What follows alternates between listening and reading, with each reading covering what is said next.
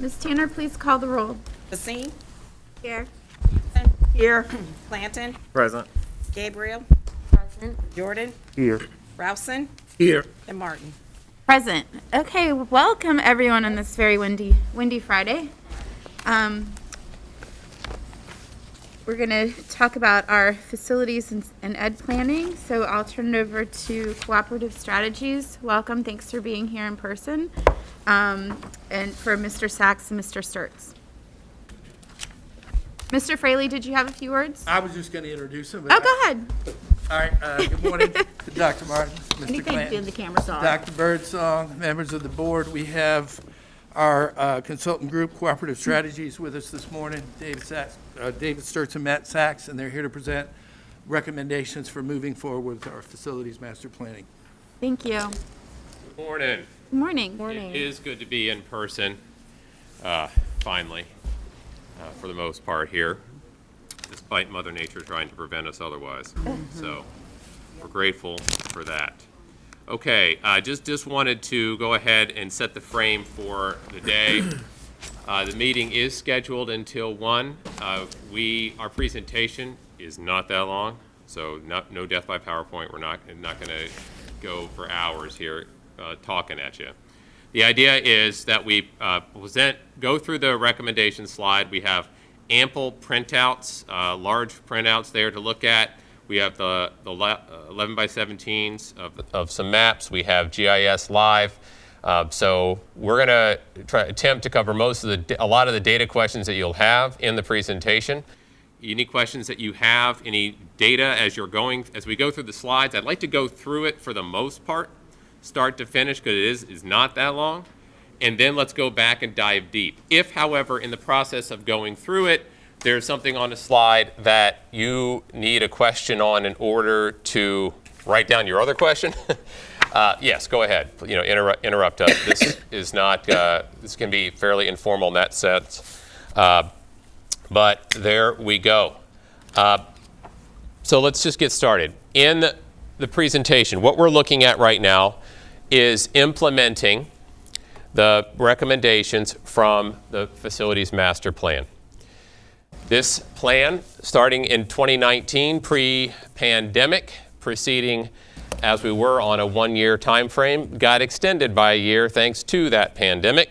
We took a big pause in the middle, and I'll go just some reminiscing there for a minute to go back on what we did, who we met with, what we covered, and just to make sure that we level set with where we were. The resulting of that process in the summer of 21 was to recommend rebuilds of Maury, Granby, Norview, and Jaycox, and to look at consolidations of Tidewater Park in 23 due to the development there, to look at moving kids out of Madison, the secondary alternative education program. The concept at the time was a section of Rosemont. That concept has shifted. I'll explain that in a minute, and I'll explain the reasons why we think it's better where we stand now. Also moving Easton to Fairlawn, to like 2 miles apart there, to strengthen that program. And at the time, it was the consolidation of Lindenwood Elementary School, due large in part to the fact that the enrollment at the school, the capacity is less than 300, which is less than your minimum viable capacity size of 350, and the surrounding surplus was significant, the most significant in the division. So that was the thinking in 2021. For the most part, it stands. There's a few minor modifications we'll talk about there, programmatic in nature more than anything. Looking forward, we are looking at implementing this plan, starting down the path. You can't eat the elephant in one bite, so they say. You have to get going on what is the most highest needs right in front of you that is accessible. If we could build the schools and had the authority to raise the capital and do that, that would be a lot of our presentation today, but we don't. Although those discussions are in process with the city. We are focused on the redevelopment and the needs to move Tidewater Park and how to do that effectively. And we have a solution to that addresses multiple points, from underutilization to theme and choice programs and diversity. We are looking at operational efficiency. The population has continued to decline, as you know. Since Matt and I have started shortly after 2011, the district has lost about 5,000 students, a little over 5,000 students since the time, and our capacity is largely the same. About 37,000 when we started and about 37,000 now. And so we're looking at utilization and where we have pockets where we need to better utilize our schools, not just for an abstract goal, but because underutilized schools are underfunded schools, under-resourced schools. And we have to look at providing ample resources for our students. That is our driving value, and I will get into those again in a minute. And in the process of doing that, working to eliminate concentrations of poverty, this initial first steps into the master plan implementation does that by two means. One, directly through adjacent boundaries where you have too much surplus capacity, and the ability to diversify. We'll show maps and data and dive in to that information. That's a positive. And we look at doing the same thing through choice and the better utilization of Ruffner and having a 3-8 choice program, themed program there. And we'll go through that in its first steps. And in the process of doing so, balancing school boundaries, aligning feeder patterns and boundaries for the goals that we've discussed. So, looking back, our principles, when we do a master plan, it ends with this. All options are intended to be a trade-up scenario for students. That is our bottom line. When we're looking at this, we do not approach this with a deficit mindset, but with what is going to provide the best sustainable operational environment and physical environment for all students, equitably. We do that by using data. We have lots of data. We swim in it. Anything else that you see that we don't need here, that we don't have, that you want to ask about, we will dive into. And we'll look for. If we don't have it, we'll get it to you. Community engagement is meaningful. It is not a stunt. It is not a show. The engagement that we have is directly involved and relates to and informs each of our next steps. That we do this in a transparent process. We use that largely through the website. Meetings like this, there is no smoke-filled room. It is simply a process of collecting feedback, looking at data, having a conversation, and iterating, going back and back and back until we settle on themes that are consistent and that address our core values of providing that better learning environment for all students equitably. The steering committee, when we were meeting with them first in person and eventually in virtual Zoom meetings, asked them to come up, what are the outcomes, what are the values that you bring to the table? And so in one of the meetings, they went through and created in small groups what they saw as their guiding principles, which is equity, that the recommendations be data-driven, because where there is inequities, we see them. And we use that data to address them and to do it in a logical, strategic way. That we want quality facilities and ensure all students have warm, safe, cool, and dry facilities. That we diversify, that we eliminate concentrations of poverty as we can, where we can, as soon as we can, in a way that we practically can. And that we do so in a fiscally responsible way, that we are adjusting to the declining number of students. Again, these are not an adjustment in the abstract for the abstract, but in order to provide more resources to our kids, we have to be efficient with how we use those resources, distribute them. And so that is behind our recommendations to move the plan forward as well. We started with data collection in pre-pandemic and options development, meeting in the fall of 2019, early winter of 2020 to look at data and to draft some ideas for steering committee feedback. We went in February to meet with the steering committee, review those draft options, get their feedback, have the steering committee annotate for benefits and challenges, and to provide us their feedback at that time, which then informed the presentation as it went to the community dialogue on March the 10th, right before everything changed. And as I knew some of you were there in that meeting, and then the world shifted. We had our next steering committee meeting because of the pandemic virtual, as things were shutting down at the end of March of 2020, and then another steering committee meeting in the end of April, again to review and update the options at that time and to get their feedback. Then, as we took a pause per direction from you all, from leadership, that you needed to concentrate on feeding kids. You needed to concentrate on the immediate and the needs of your students and teachers, and this needed to take a break. We revisited in March of 2021, nearly a year to date since our last community dialogue, and then entertained 2 virtual community dialogues, April 13 and 15. We then took the feedback from that period of time pre and during pandemic to take all of the inputs and ideas from the different options, put it together in a cohesive recommendations packet in April. We drafted that packet, brought it to the steering committee in May, and then to you all in June and July of 21. So that is the look back. Where have we been, and how it evolved, and how we adapted a bit to our realities. Now, again, the recommendations as previewed here, and as you know, as far as rebuild Maury, and then up to 3 elementary schools, Granby, Jaycox, Norview. Rationale, these are based upon age and condition needs. That's how we rank these. And the costs that you see there, this was back from 2021, and they are on the rise. So consider the high end of Maury's estimate to be your starting point at this point. Inflation is in uncharted territory. We'll hope it recovers. Consolidations, looking at condition, chronically declining enrollment, area redevelopment, and strengthening programs for our kids. 1, Tidewater Park, that is by 2023, we've got to move, and that's the area redevelopment. So that is coming at us.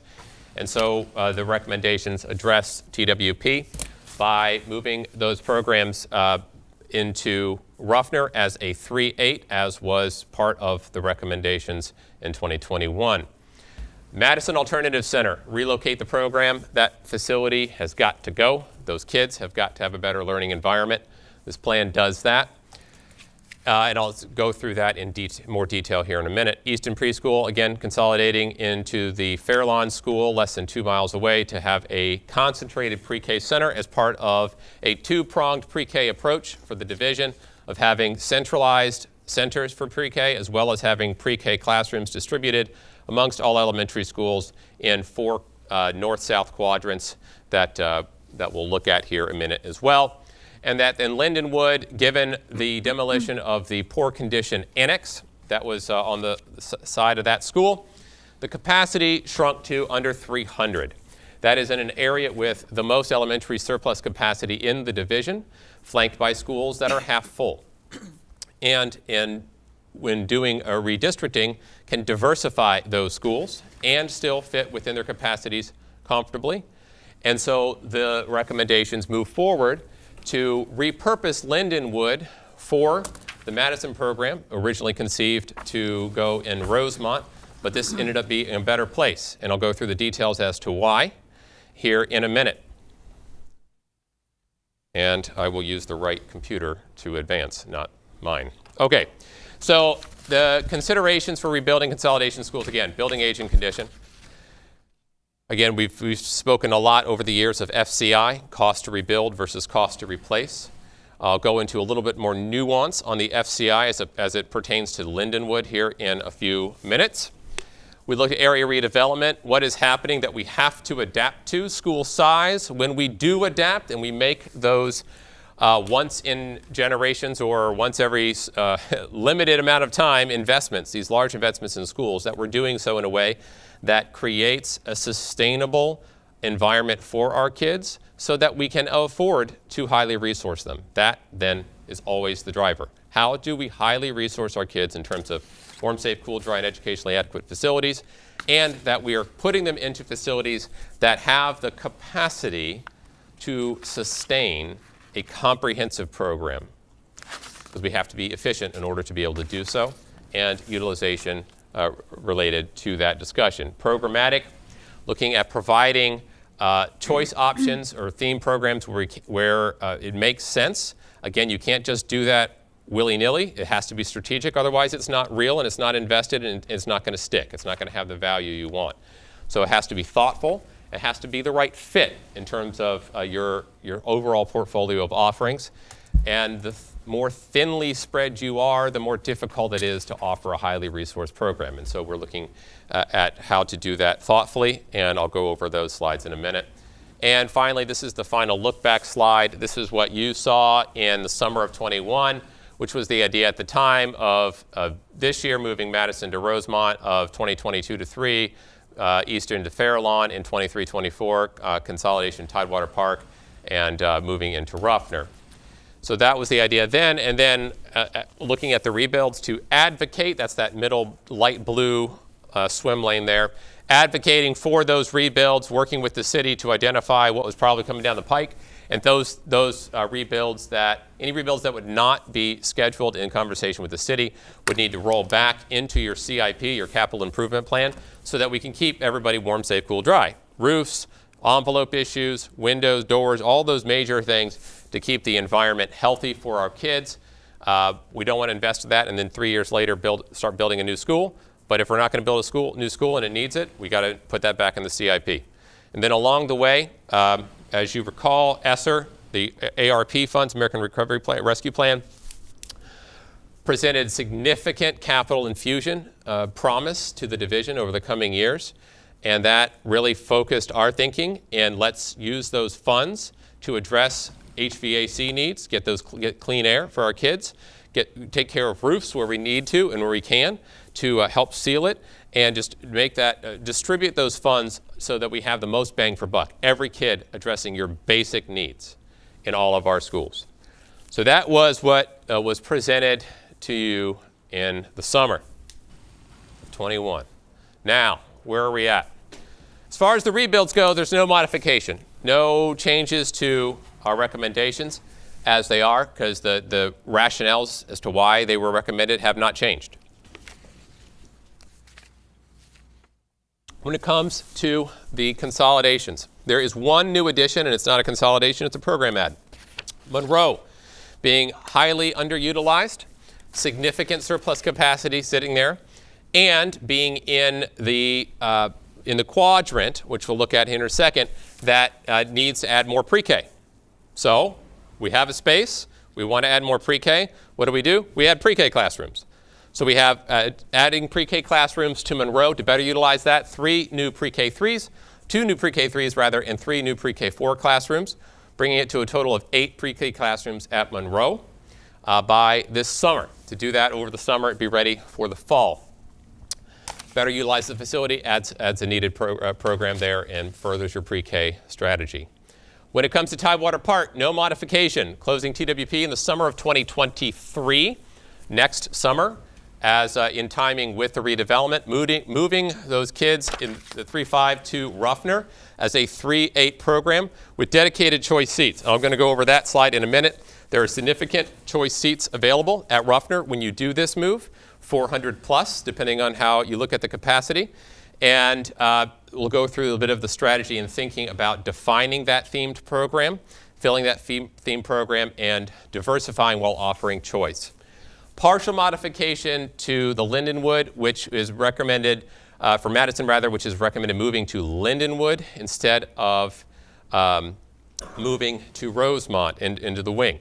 The idea there, I'll go over that slide in detail as well, is that Lindenwood Elementary School, as it stands, is structurally under capacity to be a comprehensive elementary school that's self-sustaining.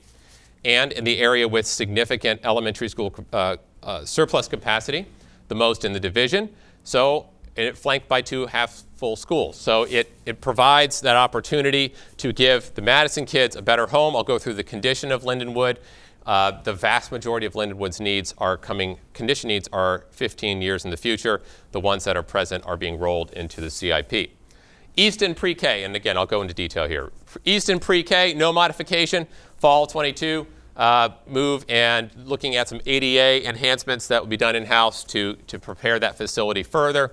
And Lindenwood Elementary School, this is still rezoning to Willard and Taylor, but also repurpose the facility for Madison as discussed. And in doing so, we have details on that those boundary shifts and moving the students and the impacts to capacity, the impacts to diversity, and they are in the direction that we want to go. So we're excited about that. We're confident in these recommendations. Here's the Ruffner. Here's your numbers. There are 781 3-8 students who currently reside in the Ruffner and TWP boundaries. 781. 575, that is the number of students who are projected to attend Ruffner and TWP in 2023-24, looking at when this conversion would take place. So that's the live and current and the attend projected, just to use the right nomenclature here. Your current capacity at Ruffner is just under 1,200 capacity. What that means is that depending on if you're looking at the projections of who will attend the two schools at present, which is Ruffner and TWP, being 575, or who lives there currently, which is 781, you have anywhere between 412 and 618 additional seats available at Ruffner to be utilized for a theme of choice program to bring students in, diversify, better utilize the facility. That is plenty of space.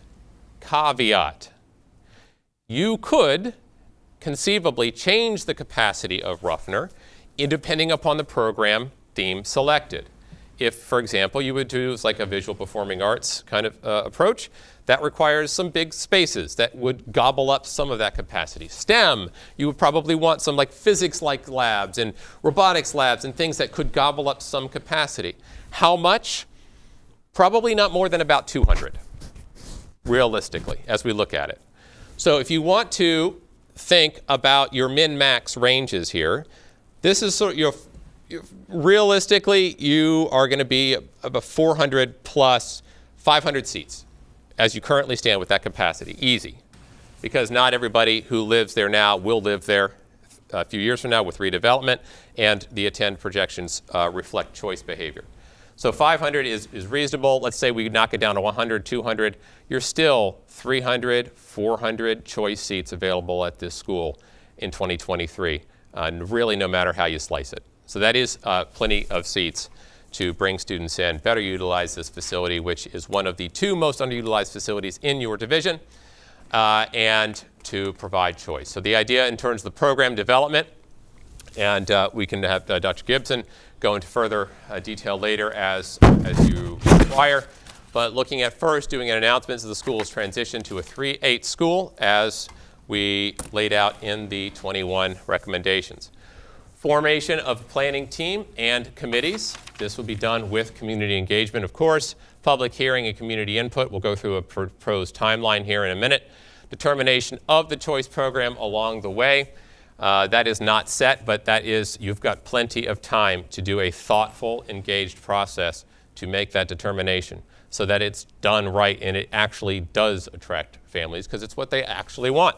The planning year will be 22 to 23 over this next year, and presenting to the board finally for a September 23 rollout of the new program at Ruffner. Now, pre-K. The strategy, these clusters, which I'm sure quite familiar with, are drawing north-south, moving from cluster 1 over in the west to over the east in cluster 4. So thinking about how these schools are sliced. The strategy is to look at these slices of the division and to offer centralized and distributed pre-K classroom environments for all kids, and so that there's access in multiple different options there for kids. So the idea is adding those 5 pre-K classrooms as discussed at Monroe. We'll add a high concentration of pre-K centers needed in cluster 1. And that in addition to this, sort of ancillary to the plan, but as communicated to me, Taylor will expand to at least 1, possibly 2 additional pre-K classrooms as well. Again, we have the capacity, you have the program need, you fill it.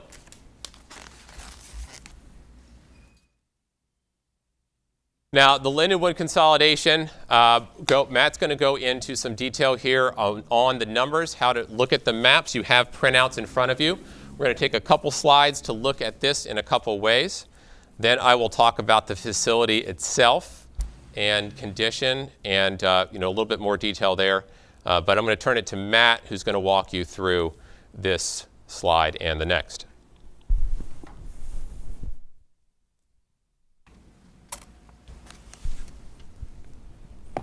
Thank you, David. Good morning, everyone. Good to see you again. David went through a lot of the details for the reasoning, as has been discussed previously with the consolidation of Lindenwood and talking about the boundaries with Taylor and Willard. And I just wanted to go through first some of the numbers and describe some of the boundary changes. And we have the GIS software available too that we can pull up and look at the maps and numbers in more detail. So we're looking at this slide. You also have a larger printed version of just the map without sort of some of these other details, so you can maybe see in a little bit more detail where the proposed boundary change areas are. So with the current live-in at Lindenwood of 355, that's again everybody that lives in that boundary regardless of which school they attend. We would be looking at moving a smaller portion of that boundary to Taylor Elementary. That is 76 K through 5 students. And looking on this map, that is the area that is on the west side of Church Street, and also the kind of the neighborhood around the current Lindenwood Elementary zone. And then the remainder of that current Lindenwood boundary would be the 245 K through 5 students in areas that are on the east side of Church Street, not including the area around the school, and then all of the area north of the Lafayette River. So if you're looking at this map, the green outlines are kind of the current boundaries. So if you look at Lindenwood, you can kind of see that green outline around it, and then the areas on the east side of Church Street and around Lindenwood would be proposed to rezone to Taylor, and then everything else would be proposed to rezone to Willard. So as David mentioned, we have both of those facilities, Taylor and Willard, at low utilization, again based on students residing in the boundary, 64% at Taylor, 67% at Willard. So with those rezonings, we would increase that live-in at Taylor to 393 or 79%, but also knowing that currently there are 25 students from that zone attending choice schools like ADL, Crossroads, Ghent, and with the projected enrollment decline, we would expect that number to be lower. And also at Willard, with the increase from the Lindenwood area, looking at the new live-in of 799, which is a high number at 96% utilization, but again with projected enrollment decline and over 75 students currently attending those choice schools, ADL, Crossroads, and Ghent, probably looking at a live-in number closer to, or an attend number closer to 700 or below. And in looking at the changes to the SES, or the percentage economically disadvantaged, the Lindenwood zone is currently 73% economically disadvantaged, 37% at Taylor, 57% at Willard. So this boundary shift and consolidation would improve those demographics at Taylor. We currently have a district-wide average at the elementary of 61%. So it would increase it from 37% at Taylor to 45%, and from 57% to 62%. So bringing both of those numbers closer to the district average. And I should also mention with the boundary change, one of the major considerations was the elementary to middle school feeder pattern. So in looking at the areas we propose to move to Taylor, so currently Lindenwood feeds into Blair Middle School, Norview Middle School, and Azalea Gardens. It's part of that area of Azalea Gardens that's detached from its main boundary. So the areas that would move from Lindenwood to Taylor, that follows along with the Blair Middle School zone. So everyone that moved from Lindenwood to Taylor would all feed 100% with the Taylor students to Blair. So we didn't want to add in a middle school split at Taylor. And then the remaining Lindenwood to Willard students would keep their same middle school boundaries with everything on the west side of Tidewater Drive going to Norview along with the current Willard boundary. And again, keeping that area on the east side of Tidewater, excuse me, going to Azalea Gardens.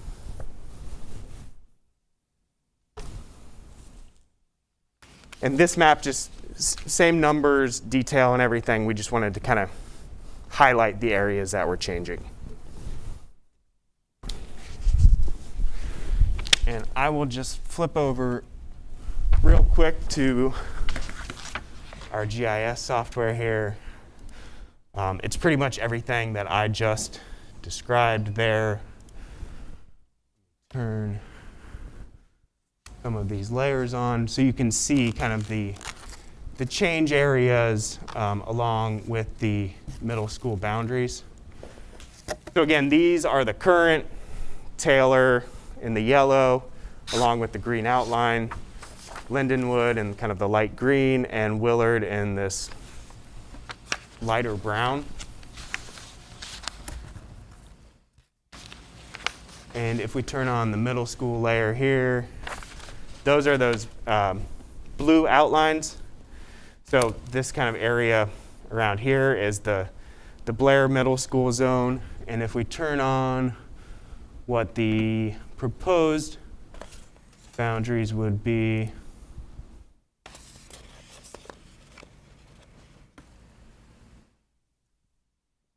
you can see here that then this new Taylor boundary, which would be this, new yellow color, would align with this Blair boundary. And again, the rest on the east side of Tidewater would move to Willard and would continue. Willard currently all feeds 100% into Norview. And then we'd be keeping that sort of detached Azalea Gardens zone with the students on the east side of Tidewater remaining in the Azalea Gardens zone.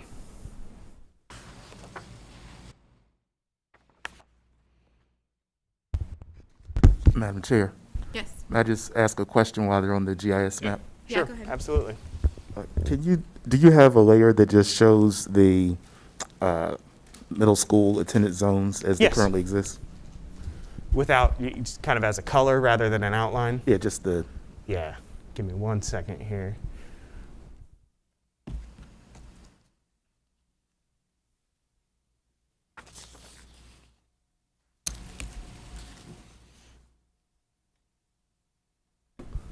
Would you like me to zoom out kind of to the yeah, district if wider? it's possible to just see them all, if it doesn't get too small. There we go.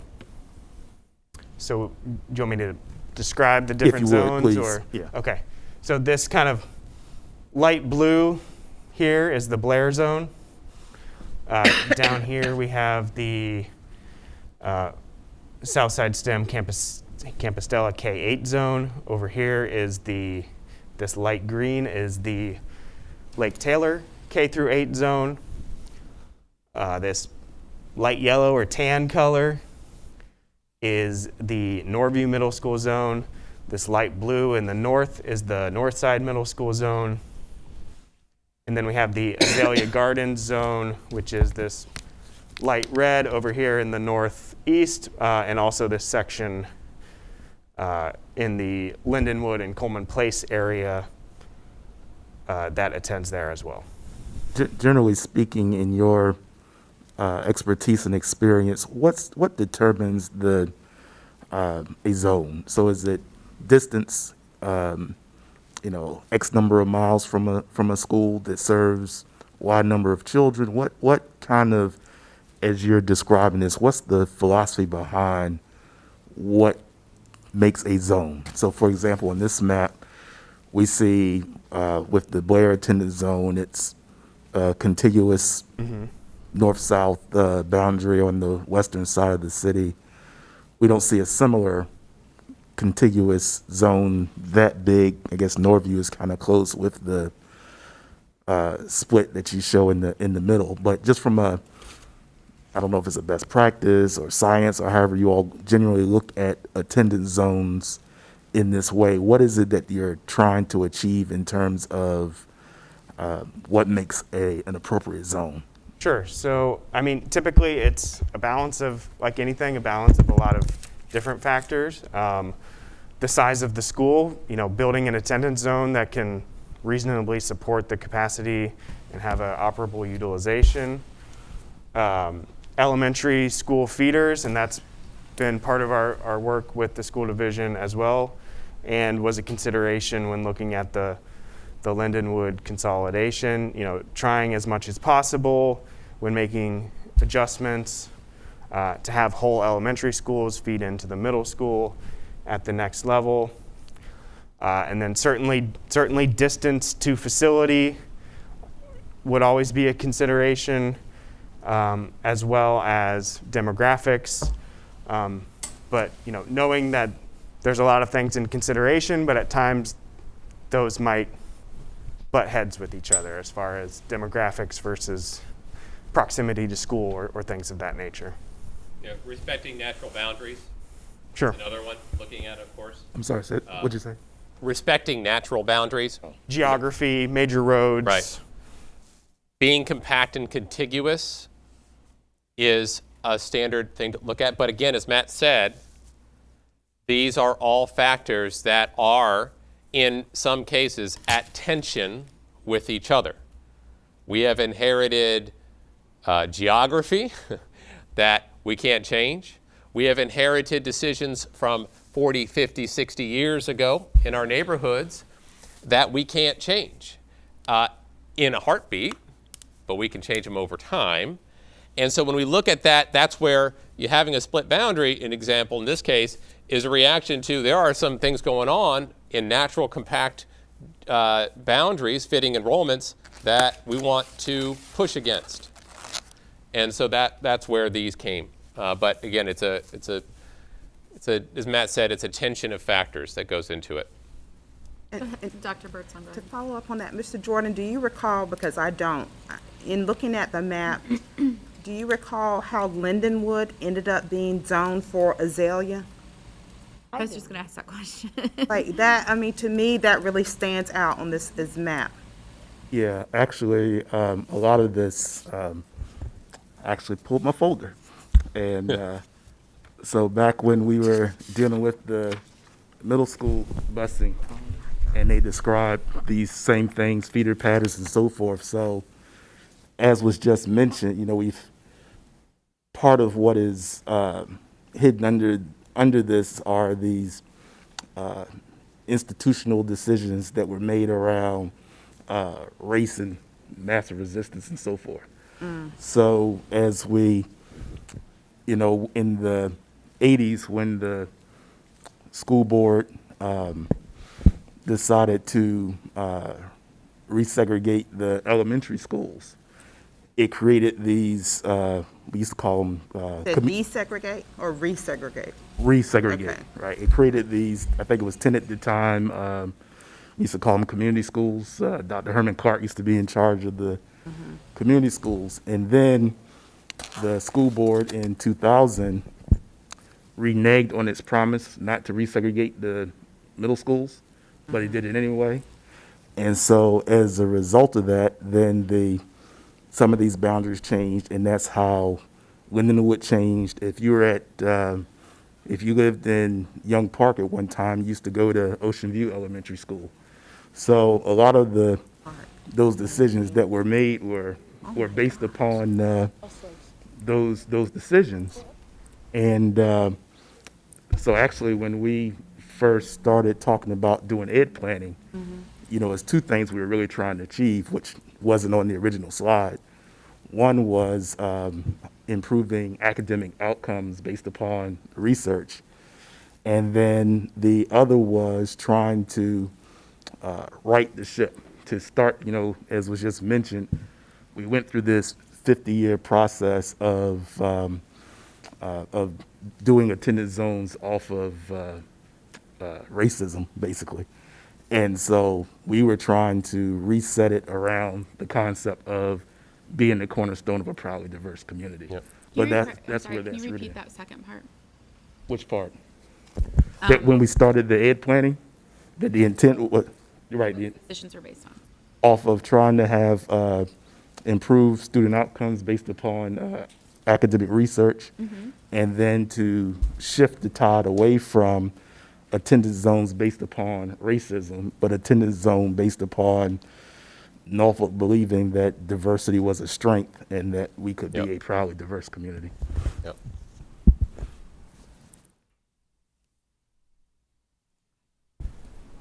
Go ahead. Okay.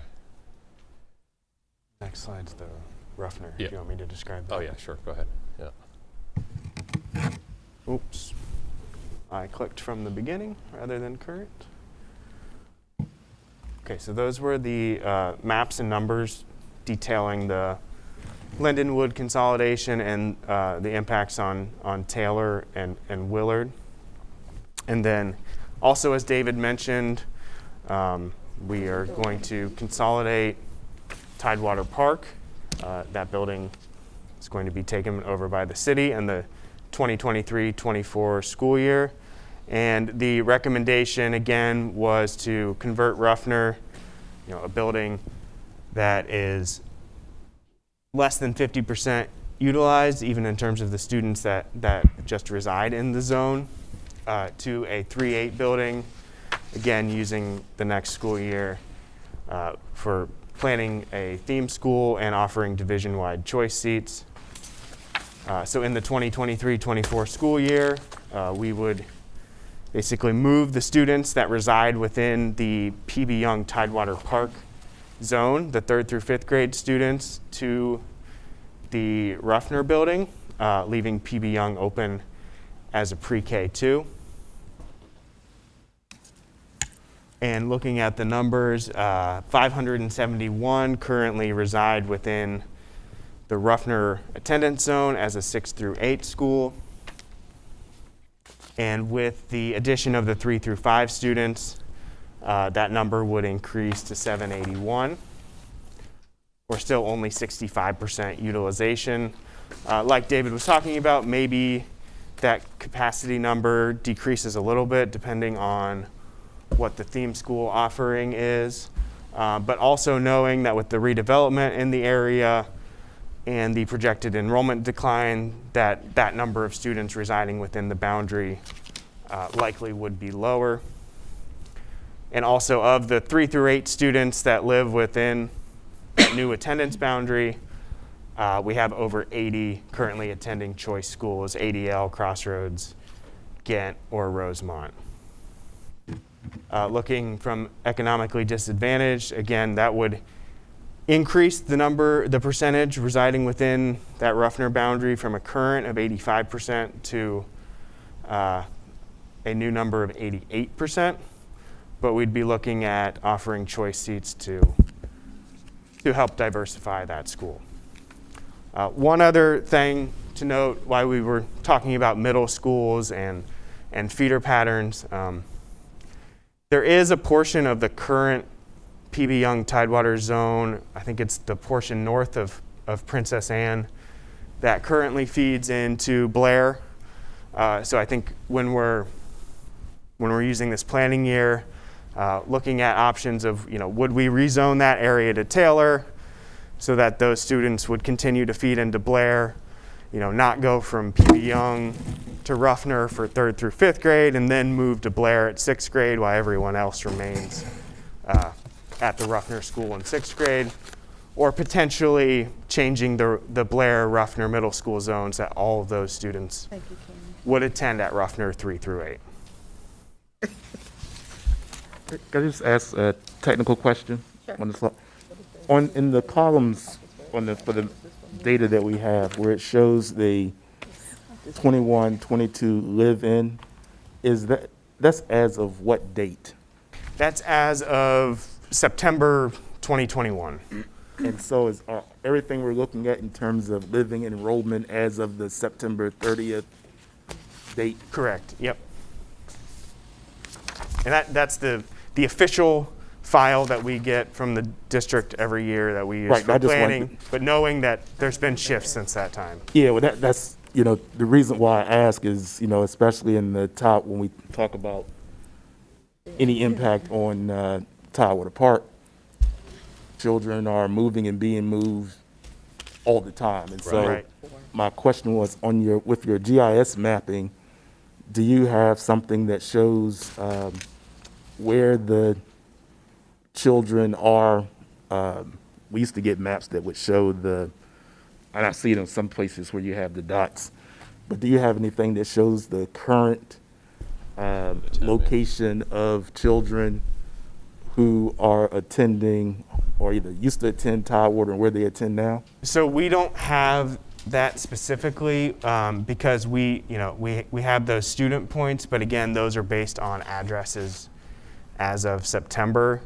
If we were to get a new student file and address match those, we could see, in that area that's redeveloping, whatever the number was then and compare it to what it is now, and look at the student ID numbers of, that lived there then that aren't there now, and see if they're still in the district or what other attendance boundary they might be residing in now, but that's not something we currently have. Because at least in theory, the city, the school system, and the housing authority are tracking that monthly.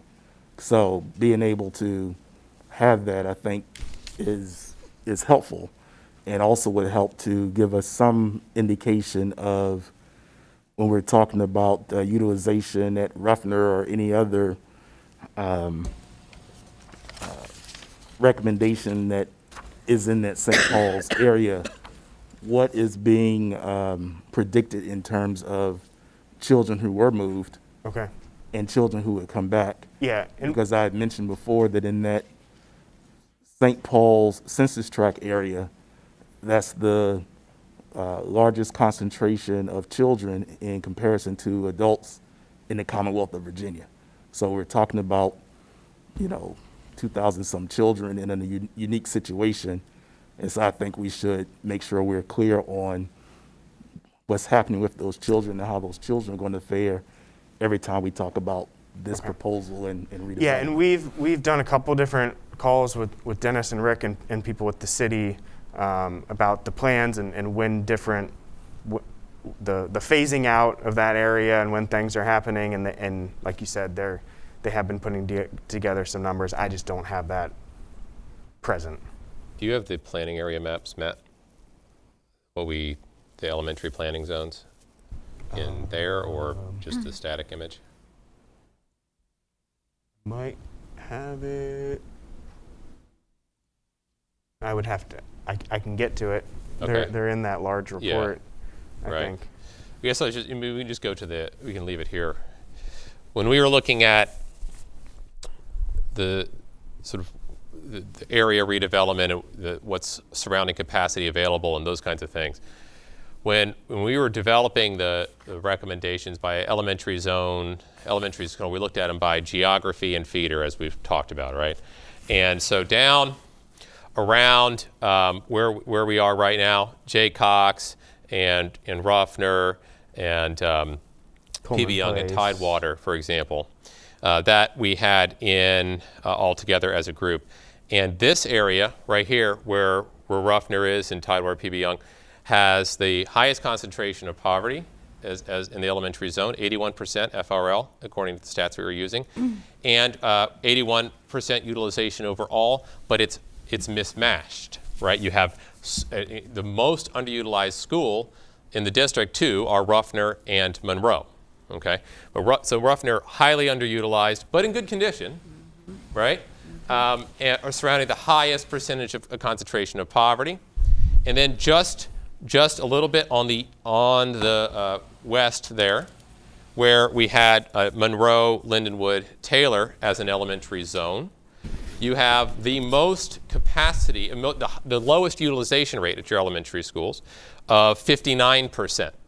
So really highly underutilized, with the highest leave rate, 22% opting out of their choice boundary amongst the elementary zones, with 58% free or reduced lunch. So a significant drop in FRL, a significant drop in utilization, even with some underutilization here, and a significant increase in opting out, in choicing.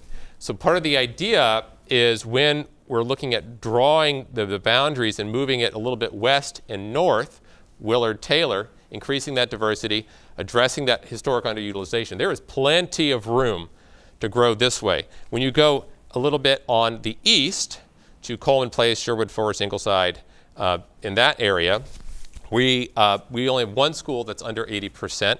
On the net, you're fairly comfortable in utilization. There's a little room for growth, not as much, but there is some. And then heading north up, as you know, Willard being one of the most underutilized schools as well. So we think, like we don't have right now all the data about where people are choicing out. We can look at that.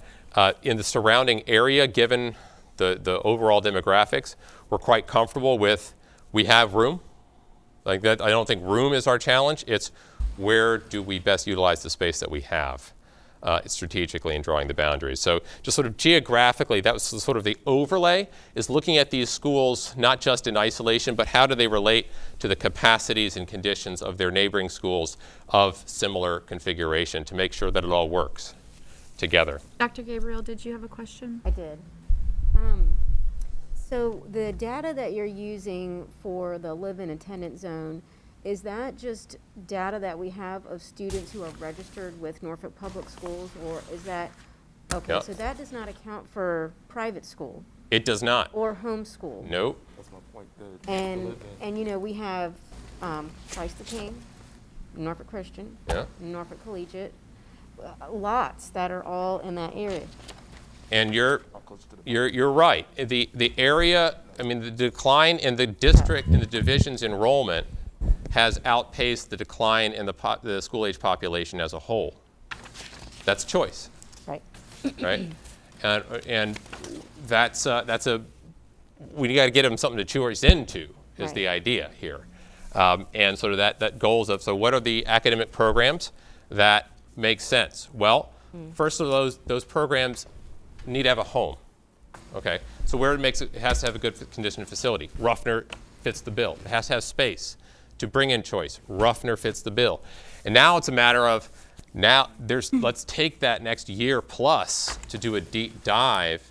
And so that program isn't something that we sort of knee-jerk put out there in sort of a frantic attempt to get kids, but is a thoughtful, deliberate process unto itself to define what is a demand program in this area. How will it fit? Because we have the right home, we think.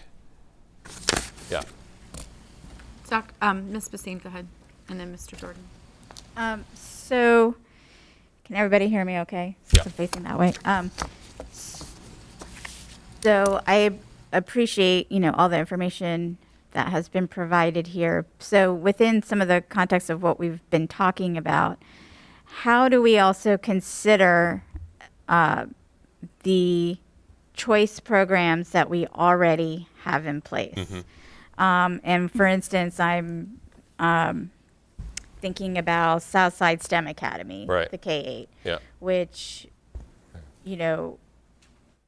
how could we create more choice there? Do we need to look at ADL? Do we need to look at Ghent?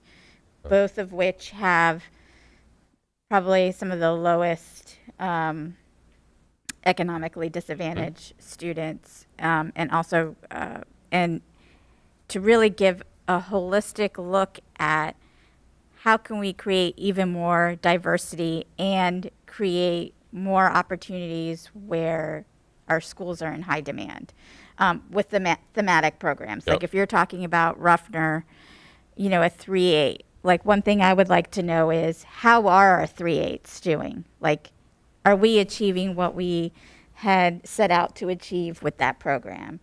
With Rosemont, with all of our specialty programs and our choice schools, like are we achieving what we set out to achieve, both in terms of enrollment, in terms of programmatic offering, We also have the Lake Taylor School K-8, which, is also has a thematic program there. Like, I feel like we need to really look at it holistically.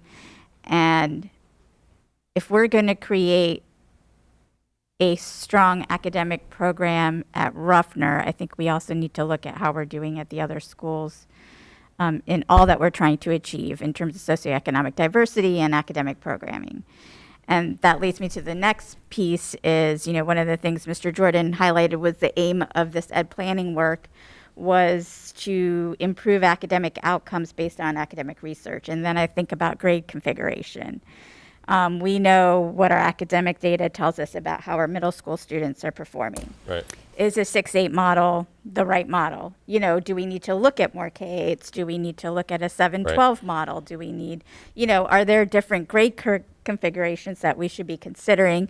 And some of the things we talked about the other night, we talked about, what we consistently see at 6th grade and at 9th grade, the academic performance of our students, how do we provide all the other necessary supports? So I would like, some consideration on the grade level configurations also. Yeah.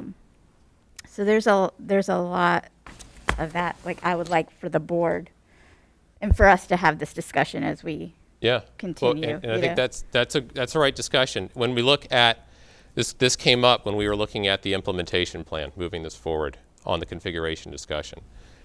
And what I relayed, and from my experience, is I was asked this question by a client in Alaska, actually, in 2015. And so we did a year-long study, a survey of research. I did not perform independent research, but did a survey of the research on essentially what the question was, middle configuration, some K-8, 2-8, 3-8, 1-8 kind of thing, versus 6-8, and the question for them was, where do we put our 6th graders? As they were looking at a next round of capital planning, they wanted to align that with an academic, plan for configuration. And where the survey that we did and where the district landed was keeping the elementary, the 6th graders in an elementary setting, as the preponderance of research we're looking at is the middle configuration provided a net positive on the whole. There is caveats to boot in this because a well-done program in any configuration trumps a poorly done program in any configuration, right? Operations are a distinct question. How you do it matters. The general trade-offs, as I've seen it, is the 6-8 configuration concentrates resources for our middle schoolers in terms of specialization of program and extracurricular activities. If there's a critical mass of students is the next caveat, right? You gotta have enough kids. However, it also concentrates these kids who are at a very similar and challenging point in their life, having kids of my own, knowing that, to put them all together. And part of the looking at the survey of research on middle configurations is that it dilutes that concentration of need of all the same kids at the same time, essentially, and provides those kids a chance to be not just the runt, not just the in-between, but the big kid to the little kids. It spreads it out. It creates mentor-mentee relationship opportunities that don't exist when you have narrow cohort bands. And so that is, we hypothesize, is part of the probable rationale as to why you look at behavior incidents and middles, like-to-like comparisons, there tend to be positive that we saw implication. Again, when we look at sort of the academic outcomes based on what the data that we do have in hand, we looked at accreditation status and tier status. The schools that you mentioned are at the top tier accreditation, tier 1. Where we have the lowest tier accreditation status has to do with our schools that are the smallest and under-resourced. And so part of that was sort of in the backdrop of looking at, well, what is working? Well, there's a demand, obviously. On the data that we have, it appears to be working. We have the necessity to address the enrollment, underutilization, decline, concentration of poverty. We have those things in the background. So that's where is the 3-8 model typical in many districts? Not necessarily, but are elemental? Yes, particularly in urban districts that have since declined. And that has been a strategy for other large urbans around who had their heights of population in the 80s and have since just been declining through sort of stagnant to now declining to now redeveloping, and now it's a trend. And you've got all the surplus capacity that's 60 years old. What do you do with it? And lo and behold, these elemental configurations, whereas some might find scary of my second grade daughter next to the big bad seventh grade boy, on the flip side, what we hear anecdotally and see in research is that there is big brother, big sister opportunities, which don't just benefit the littles, but benefit the bigs, because now they have a leadership role. Again, that has to be intentionally baked into the culture. The program has to be thought out well. And since I'm on a bit of a soapbox here for a minute, I'll keep going. Part of where I've seen it go poorly with school districts divisions, is where choice is thrown out and in a near panic kind of mode to try to stem people choicing out. We got to offer choice because the charters are offering choice, the privates are offering choice. We got to choice this, choice this, choice this. But unless there is the strategy, capacity, and resources behind it to make it a viable choice, it's just a branding exercise.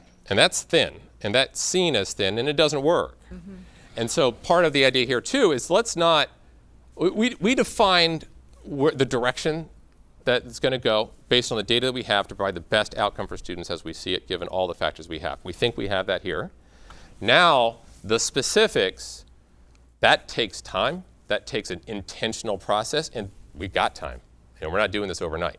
So this is part of the idea is let's set out those questions that you ask about the program, viability, and so forth. We think we have a configuration that fits, and we think that there's enough research behind it to support that. Now let's do a deep dive into how to make it real. Dr. Ralston, go ahead.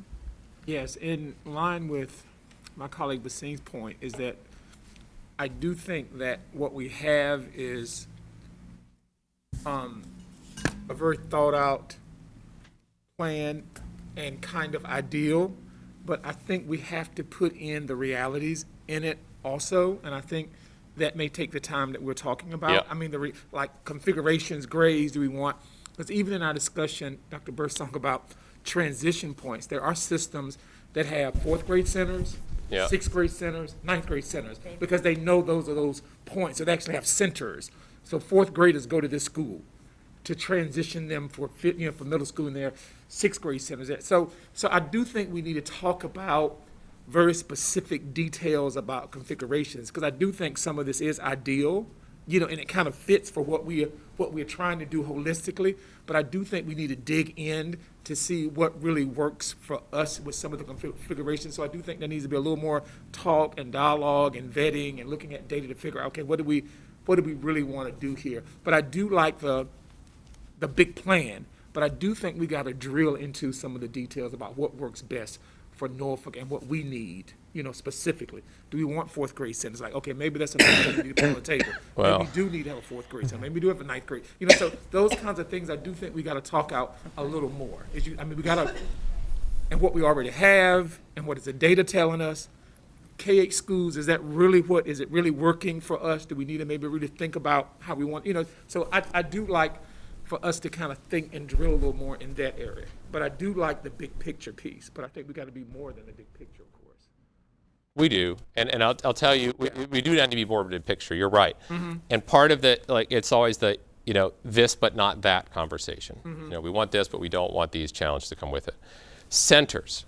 The districts that I work with that do centers, and I've had centers, when there is a opportunity to get out of them, most do. Part of the challenge with the centers approach is not only does it sort of more hyperbolically concentrate those kids' needs in a sort of a narrow swim lane there, and there's not much opportunity, intergenerationally, but it provides another transition. And one thing that is without question in research about what's best for kids is that when you add transitions, it's a pain point. It's a ding. It sets kids back, and the rationales are fairly intuitive. It's the relationship. You know, they're in one place for 1 year, maybe 2, and there's just not that relationship capital built up. Then they break the ones that are starting to go to another one in a new environment. And these are adult student and student. And so that's part of, you know, in looking at these more extended configurations, part of the theories as to why they work for kids who are particularly in high concentrations of poverty, again, when you normalize for other factors and all that kind of good stuff, is the relationships. You're known for a long period of time. And when they break that and break it again, it creates more of that isolation effect. And the divisions that I work with try to get out of that when they can. So I rarely advocate for a concentrated centers approach, with the exception of moving into some cases of a practical school within a school model where there is the opportunities for intergenerational mingling that is strategic and thought out, but there is also the opportunities to have your corner and your home, your neighborhood amongst the other group. So I would strongly advocate against going towards that kind of very narrow centers approach. I am quite comfortable with the idea of an Ella-middle configuration can be done well. I'm comfortable with the data that you are on the net. It is an attractive option for your families, and it seems to be doing fairly well, specifically when you relate that to some of these present situations that the kids are in. The particulars, what program, what is offered, when is it offered, you know, what are the specialties of the program? I couldn't pretend to define that right now. Go ahead, Mr. Clanton, and then Ms. Basine. Great. Thank you, Dr. Martin. Really enjoying the conversation about this particular piece here, and it kind of goes back to our meeting. We can move and configure all these things here, but then there's that other component there, which is the professional development piece that I was thinking about. And so that was kind of, you answered it when you said the school within the school. And that's making sure that we can put whatever building, we can send kids whoever we want to, but at the end of the day, it's what's happening inside those school buildings. And so it's that planning piece. Yep. And then it made me kind of think about, we always hear Southside STEM Academy. I think we're doing a great job now in getting us back to where we need to be, but that was a plan that really didn't have a good plan. We kind of did, like you said, it was the marketing and put it out there, but it's like, how do we draw kids? Because I was hearing the other piece about, you know, when we look at ADL and we look at Ghent, you know, why kids are going there and not necessarily, as we wanted to make this big choice school opportunity in Southside, it didn't happen. Yeah. And so it goes back to that particular planning piece and making sure that the program is attractive and it's in there. What I'm seeing here so far, particularly for me, looking at Lindenwood and looking at what you have here, I mean, there's no doubt, I mean, that it's an older facility. It's now we've torn down some things there. But it always goes back, and I agree when I hear some of my colleagues talk about the diversification and moving our kids around, because I've benefited from that. I was a kid who, product of Norfolk Public Schools, but I grew up in Lambert's Point, Park Place. And because when I was in Lambert's Point in the elementary school, literally 38th Street was a divider. And we lived on 38th and Elkhorn. And so my kindergarten through second grade, I went to Lawrenchmont. And because we moved to Bolden Ferry Road, which is literally on the other side, that's when I got the notification over the summer that I was going to Taylor. And so I was like, okay, so now we're going to Taylor Elementary School. Then I went to Blair, and then I went to Maury. And so when I look up that makeup, I didn't go to Booker T, I didn't go to Norview, and some of these other kids, though there were kids a couple blocks down that went to Granby and went to other places. It really goes back to this intentional effort to try to ensure that there was diversification of, the experience. I mean, I was around a lot of military kids, and I had it opened my eyes up from what was not necessarily in my neighborhood, but it really created that mix. So anytime that I see that, I know it because I experienced it and I went through it. I'm going to support that because I know that it's something that's going to be beneficial to all of our students. So when I see that here, where we're looking at Lindenwood as an opportunity to diversify what is considered a high concentration of poverty. Right. But to open eyes and to be able to get students to intermingle with other students of social economic and within other communities, I think it just helps the overall, also the impression of Norfolk Public Schools. And when I say the impression piece, it's that that's one of the things that I'll just leave it here, that many individuals who do get into Norfolk Public Schools talks about the wealth of opportunities and the experiences and the so many different things that we offer our kids. I think that this gives us an opportunity to do that, to continue to keep that mix going. So I like what I see so far. I'm definitely all about continuation of conversation, but then I also want to kind of, my mind was like, it's a piece that's happening, and we do a bang-up job around professional development. We are known for that. But I think that when we talk about this educational planning piece here, this definitely goes leaning back onto our professional staff. And can we have the school within the school and create some of those additional opportunities? I think in response to that, though, all the schools that you went to are still in the same proximity. So I don't see someone going from Lambert's Point to South Side. Like, that's a much farther place to have to travel. Yeah, And not a we lot used of to do that. families are going to want to or be able to Yeah. do that. So I think that still is a consideration as well. But go ahead, Ms. Basine. I was just going to follow up. So I was just thinking about that conversation about proximity. And when you talk about all the students that we know do choice out for whatever reason, they travel far to go to the program. I mean, and Southside STEM, I think we have this perception that going over the bridge is far. And, I think the distance where I personally travel for my kids and to there, it's about the same. And, with our specialty programs, some families travel even further than that. So it's all about demand and what that school and that program's offering for the student. But I wanted to get back to, so when I look at the Ruffner, Kate, and I see the live-in economically disadvantaged going up to 88%, and I think about a comment, one of the comments Mr. Jordan made about where the students that were in Tidewater Park, where they then went to if they remained in Norfolk, what school they currently are attending, and do they have the opportunity to come back as part of this redevelopment process? Are they getting the option to come back, and will they come back?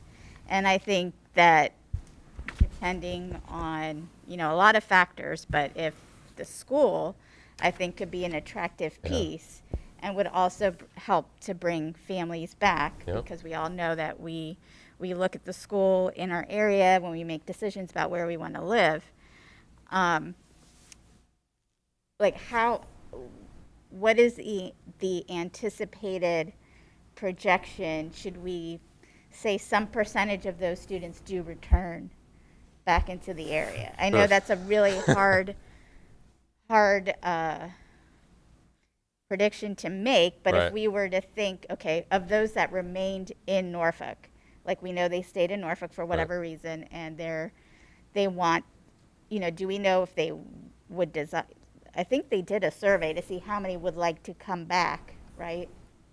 And maybe using that as some sort of a proxy to suggest, how many might come back. Interesting question. When we look at that our method that we chose for this was to use the current live-in and plan according to that. So it suggests that the model was, all right, if we keep them all, this is what we got. Yeah. Right. And to predicting how many are going to choice back in, I would be probably a little suspect of what people say they would do, because of all of the factors that can interfere with that decision in the years to come before it actually does. Right. So that's right. All right, this is our denominator. This is how many kids live in. This is how a breakdown is. And truth is, you have your highest concentration poverty at PB Young and Tidewater, right there. Right. That's it. And so the fact that we, you mentioned it, like, hey, I'm gonna bring my kid to where the best program is. Distance is a factor, but it's not, it matters less the better the program Right, for my kid. right, So that's like, let's get this program right. right. You know, we got the space, we got the good building, we got the good space, we can do it. We can bring diversity to our highest concentration of poverty while bringing a quality program. Let's do it. Right. But I guess the other piece of it, which I think when we think about Southside STEM Academy as Yeah. a good example, I think, you know, the plans were in place 2 administrations ago, and then we tried to whittle in choice seats, you know, where we could in 2016. You know, we tried to fit some choice seats, which obviously not nearly at that level. But going back and looking at, again, what at that time, you know, the school management planning team had desired about having more choice seats at that school. That's what I'm talking about Yep. when I say looking back at the programs that we already have in place, creating more choice there. But also, if we're going to be deliberate about creating socioeconomic diversity, we would have to also have in place policies around how we manage that, right? Sure. And not just there, of course, across, you know, any of our choice Sure. programs, which is why, you know, I feel like I need to look at ADL and Crossroads and Ghent, really Ghent, and even what are the opportunities at the Lake Taylor School for that choice. I mean, we had conversations where Ingleside parents wanted to have the opportunity to remain at Lake Taylor School. So how do we, I know I'm restating what I've already stated before, but No, it's the right question. I see concern when I see 88%, you know? Sure, Yeah. sure, and that's, you know, that is a factor of that super concentration of poverty at that, you know, K-5 feeder between the 2 schools. That's what that is. Right. And, you know, one of the differences here, when we looked at this option, and Dr. Birdsong to jump in here, we looked at this option, we looked at, what would a K-8 look like? Yeah, Well, a K-8 That's would what I'm bring in getting ready to PB Young. address. right. And the math works. You could do it. You could fit them at this school, but you would have no choice seats. And so Okay. you would be concentrating that poverty, and so we went away from that. For And that I was reason. going to share that. That's exactly what I wanted to share. You had a few questions, concerns, and I probably will forget some of them, but I'm going to try to address the concern about the 88%. This, for the administration, this has been a very, very complex issue. We have gone back and forth to several different models, several different ways of looking at ensuring that we were making sure that, number one, academic outcomes is, you know, certainly the priority for us. But we know the board, one of the goals is to ensure that we don't have a high concentration of poverty in our schools. So that was something that we were looking at. And so when we looked at Ruffner and converting that, we went back from a 3.8 to a K-8, back to a 3.8. And the reason we landed on the 3.8 is because of the 88% of the children coming from households with low income. We wanted to be intentional about having a strategy such that we could create programming that would excite our community, that anyone in every family in Norfolk Public Schools that had a child in, you know, 3rd grade through 8th grade would be excited to have their children enroll in this school. And so if we have the time, if we can be thoughtful, and we will have time to do that if the board decides to go in this direction, but we want to have some solid programming to excite families so they will enroll their children. We were concerned about the 88%, but we do believe that we could attract some other families to the schools. That was very, very important to us. We initially thought about the K-8 piece. We threw that around a bit. We also talked about Southside STEM Academy and already having a K-8 on the south side of town. And we just we knew that we had to have some choice seats, and we needed to be intentional about that. And if the program ended up being a K-8 program, we wouldn't be able to do that. Yep. And so we know that by having this configuration, at least early on, that doesn't mean that we don't keep studying the program, looking at our numbers, of course, making it better, improving every year. If we get to a point where we believe that we can open up more seats or open up, you know, a K-8 program and have the school within the school, we'll do that. But we weren't sure we would be able to get the choice seats that we needed. Right. And I think that's what happened at Southside STEM. Yep. And so we're trying to be very intentional about, you know, making sure we have enough room to grow. And then also having the time to evaluate and make adjustments along the way. Just look at, if we did simple math here, let's say we reduce Ruffner's capacity to 1,000 because of the program use.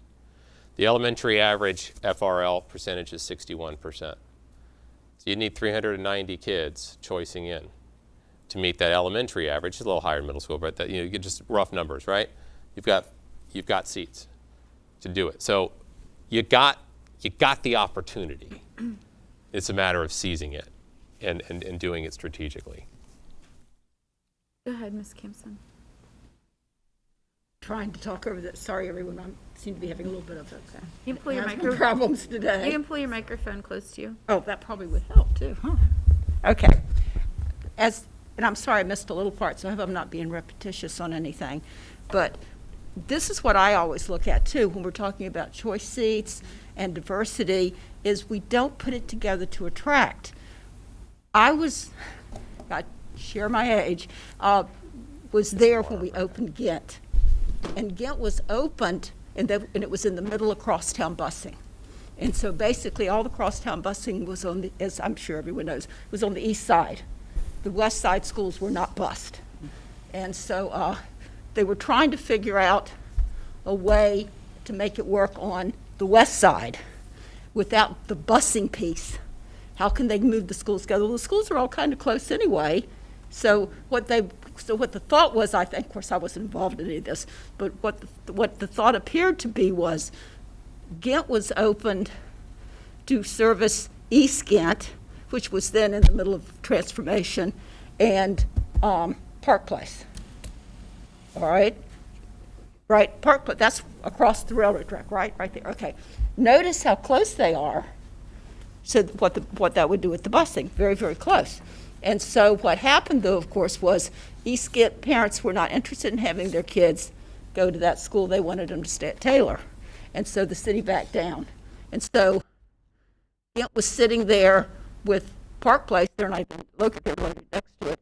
And then they went to East Ocean View to the Pretty Lake School, which is now gone, which was a K-2 school.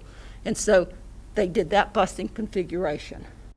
And so when crosstown busing ended, Ghent's sitting there with no attention. And the principal there, who was, anyway, she was tough, but she wanted to have a plan to get, there were no kids hardly in the school, and they were sending all the special needs children there, but no regular kids. And so she came up with a plan that we now see in place, which is the K-8 plan.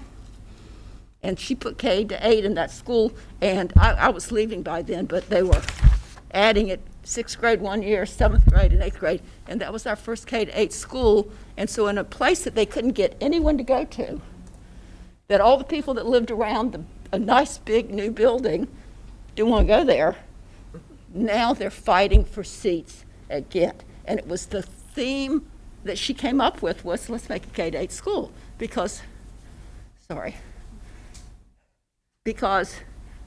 parents didn't really want their kids to go to the middle schools. Let's be honest, the middle schools were rough. They wanted their kids to stay there. And by adding that one idea that no one else had in Norfolk, it's one of the most popular schools to get your kid in. People were beating at the door. They brought trailers in and took away the track in the back of the school. So when we talk about this, and it's come up, we really do need to focus on that. When they were doing thematic schools in the 90s, and Ocean View was designated to be a maritime school, well, we put that program into place, and the kids were out doing all that water stuff and laying down oysters and cleaning them. And we didn't have any choice seats at Ocean View. And people were coming in with all kinds of ways to justify the fact that they needed to transfer there. Oh, I drive by there on my way to work. Which didn't bother me any if I have a seat, because I think there should be choice. I think you should be able to have places you can go to if you don't want to be at your home school. But anyway, and that built, I mean, our enrollment went up, and we had people pounding on the door saying, please, we're demanding that we be allowed because we live for the Maritime. It was that we're doing interesting things. So anyway, I just want us to keep that in mind. We could put anything anywhere, but will they come? We had a wonderful arts program at Booker T, which we did not fund, we did not take care of, we did not caress. And so what happened? The program started declining because people weren't choosing to go there because they weren't seeing the results of that program. And that's what we have to do. I think that's something that needs to always be in front. We can sit here and plan all kinds of choices and stuff, and nobody's going to show up. Mm-hmm. We really need to be very, very thoughtful. What will make them come? Yep. What will make them come? I mean, here we had at Ruffner had the Young Scholars Program. And I don't know if anyone remembers me talking about that program in the past with the gifted department, because I was not happy that I could not get my kids in it. And because they didn't care where it was, they wanted their kids in the Young Scholars Program. Boy. And for some reason, it's now not even at the school anymore. So that was a big influx of kids coming in there. Very smart kids. And someone said, well, the principal doesn't want to have any more of the kids there. And I'm thinking, why not? They're all bright, and I don't know. So anyway, just kind of keep it in mind as we move, that we need to be very thoughtful about what is going to be the thing that people are going to want. What's going to be there for them. And then they'll come, and it won't matter what race they are, what economic place they sit. It's what they see as a great choice for their children. I think that's why Granby's so full, is because it has the IB program. And people want their kids in the IB program. Has IB. Oh, Granby They have the High genuine. School. Yeah. Granby High School I thought has we the were still main talking about program. K-8. Okay. Yeah, but that's what brings them, are those things, and not some little cutesy thing that we like. We need to really be very thoughtful about every single one of these things that we're talking about choice, and we need to give choice seats. Where are the choice seats at STEM? They're locked out, and nobody else can have those seats. It's a choice seat. We don't want to take anyone from the neighborhood out, but we need to put more choice seats in there if we want kids to go. Go ahead, Mr. Jordan. Exactly. Yeah, I have some more technical questions, but just in reference to a couple of things that was recently mentioned. So at Ghent School, there also was intentionality by the principal to have a racially, socio-economically diverse school. And Especially what now, I'm sorry? Racially and socially economically diverse school, to the point where the city attorney threatened or told the principal that she had to stop being intentional in her assignment. So once they reached their diversity level, if African-American student left, then they would replace the African-American student with another African-American student. Or if a low-income student left, they would replace that person. And, in our Norfolk culture, we told the school system, well, you have to start doing that, even though it was having all the success that it has. So there's still these underlying practices that I think is important that as a board and as an administration we need to be clear on, even as people talk about Southside STEM. So what the board approved and what was implemented aren't the same thing. So the Southside STEM choice seats came about in part because some employee decided that that the attendance zone that the default attendance zone for Southside STEM for children who lived in that attendance zone was going to be Southside STEM and no longer Lake Taylor. So what that did was that took away the choice. So it became a default and in terms of neighborhood school. And then when you look at even the attendance today, that's where the the overcrowding and other things occurred, because often what will happen is, and this is just a general concern I have moving forward, is we make decisions and then, politics and other biases, decisions, other things happen when it comes to implementation. And then when we acknowledge that we made a mistake, then we say we can't fix it, which goes back to the technical questions I had. So, a long time ago when I got on the school board, we said that, you don't make decisions based upon personal anecdotes, you make decisions based upon data. Say that again, Mr. Jordan. You don't make governance decision on personal anecdotes, you make them based upon data.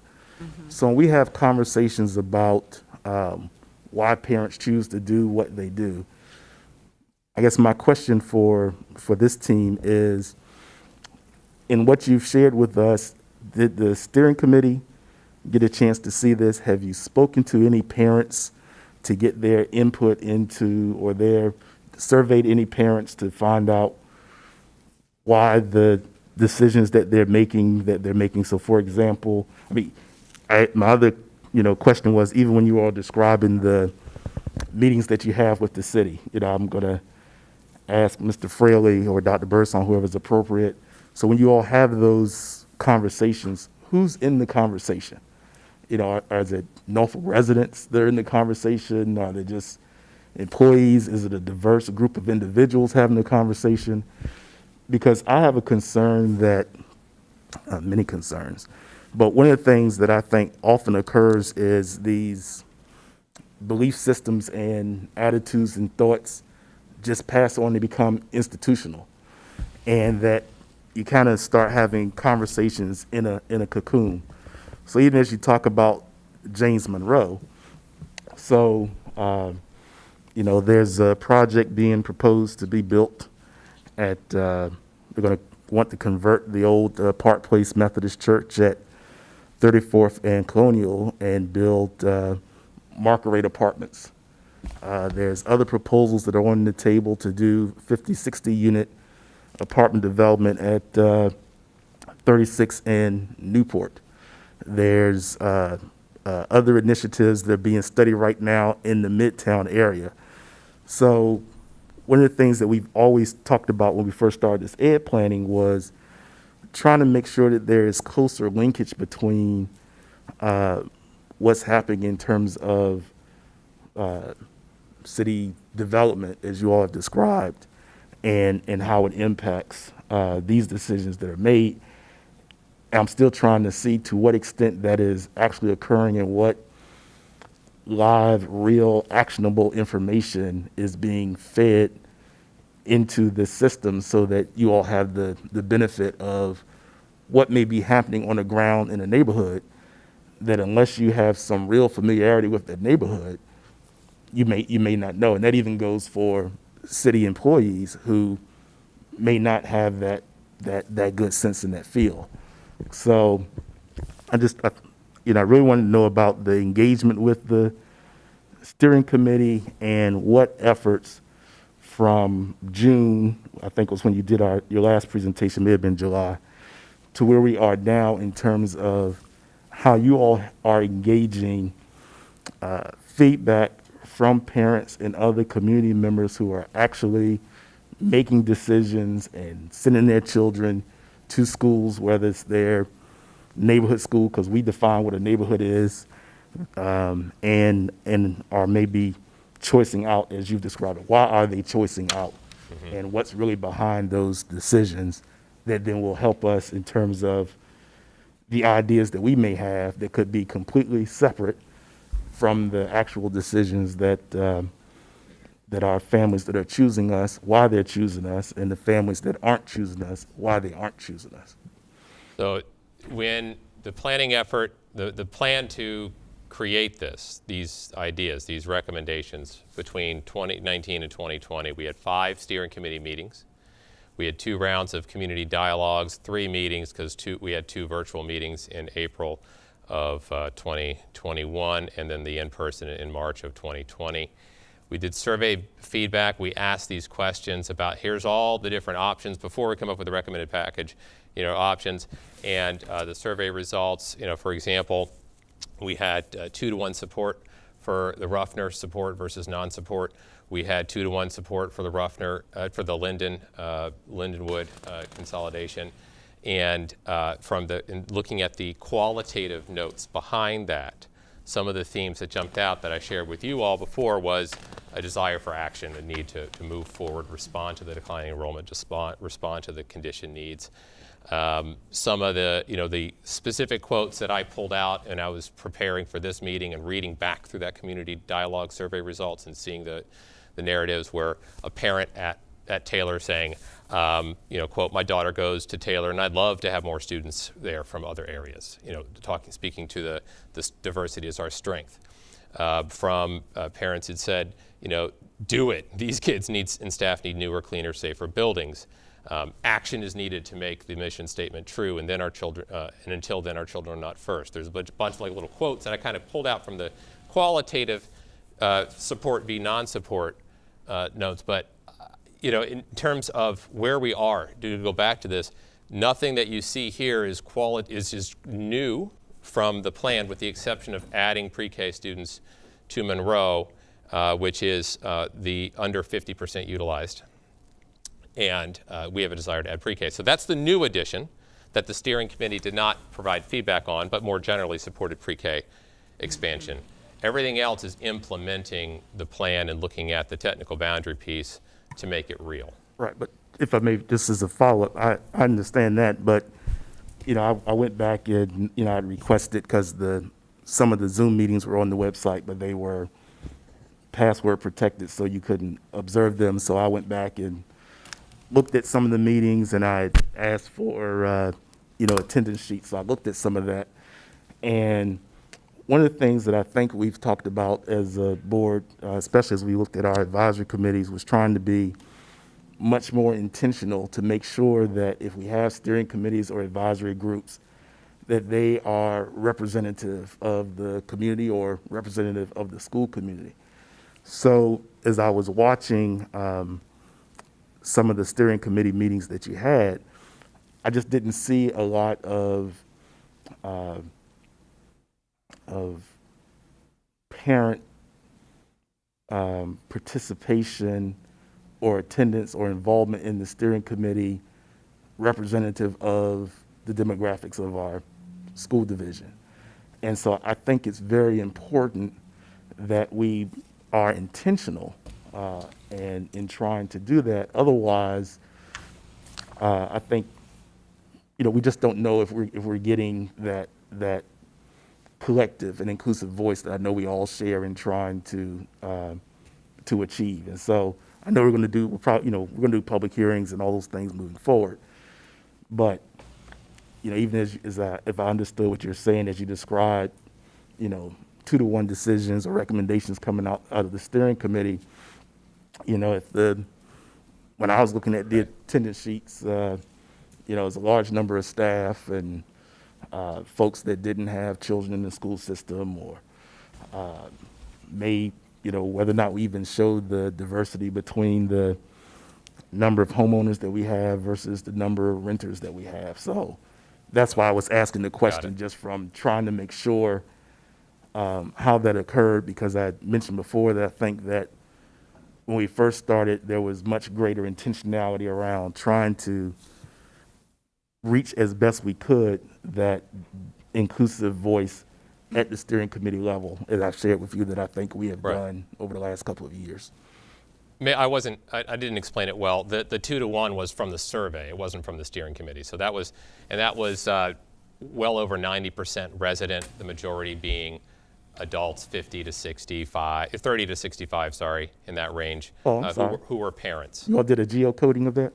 We got this is from the survey results when they identified, I am a parent, I am a guardian, I am a grandparent, I am a non-resident, I'm a resident. So that's just pulling from those stats. Right, but did it show I'm a grandparent and I live on 36th Street? Well, I'm a grandparent and I affiliate with this elementary school, this middle, and this high. Okay. So we asked them for school affiliation, and every school was represented there except for 2 in the division. and one of them is a choice program. And the name of the school is escaping me right now. But it was, we had representation there. We didn't get thousands and thousands of respondents, unfortunately, but you keep throwing it out there. But from the response that we did get, 150 sample size from that group. Did you geocode it? We did not geocode it because we didn't ask for addresses. We asked for their school affiliation. People don't like to give. Your response rate drops drastically when you ask that question. So we just looked at what schools do you affiliate and using that as a proxy for where they are, where they have vested interest. But you could map that against the attendance zones, against the school communities that you collected? We can. I mean, we have the data. Yeah. Thanks. Dr. Gabriel and then Mr. Clanton.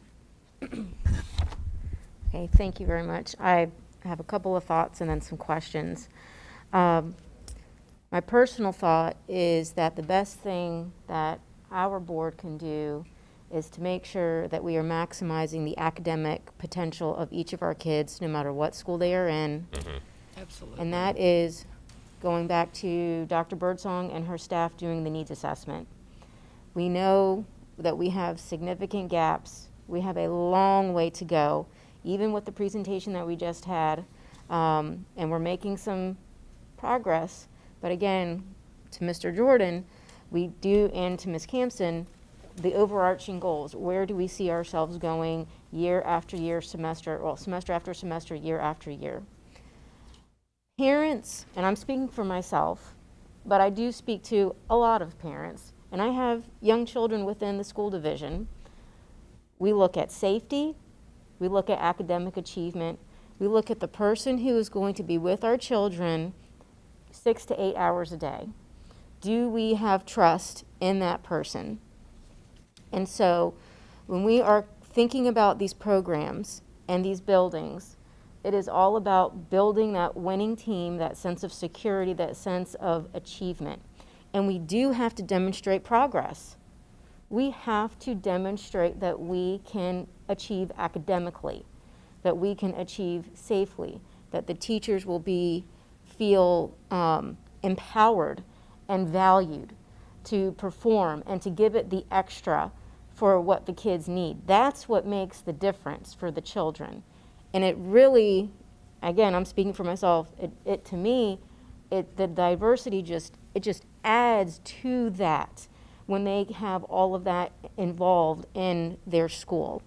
And so we can spend a lot of time, we've had a lot of conversations about this, but again, to me, it is, again, putting that winning team together and really drilling down on the academics and making sure that those are solid, which goes to the professional development, which goes to the support systems, all of that. So that's my thought. I'm sure there's going to be an ask of the board for this presentation. We have some scenarios before us. We're going to have to make some decisions, which that's our job, action. Based upon what the recommendations are, based upon the feedback, based upon the data, based upon what we're presented with.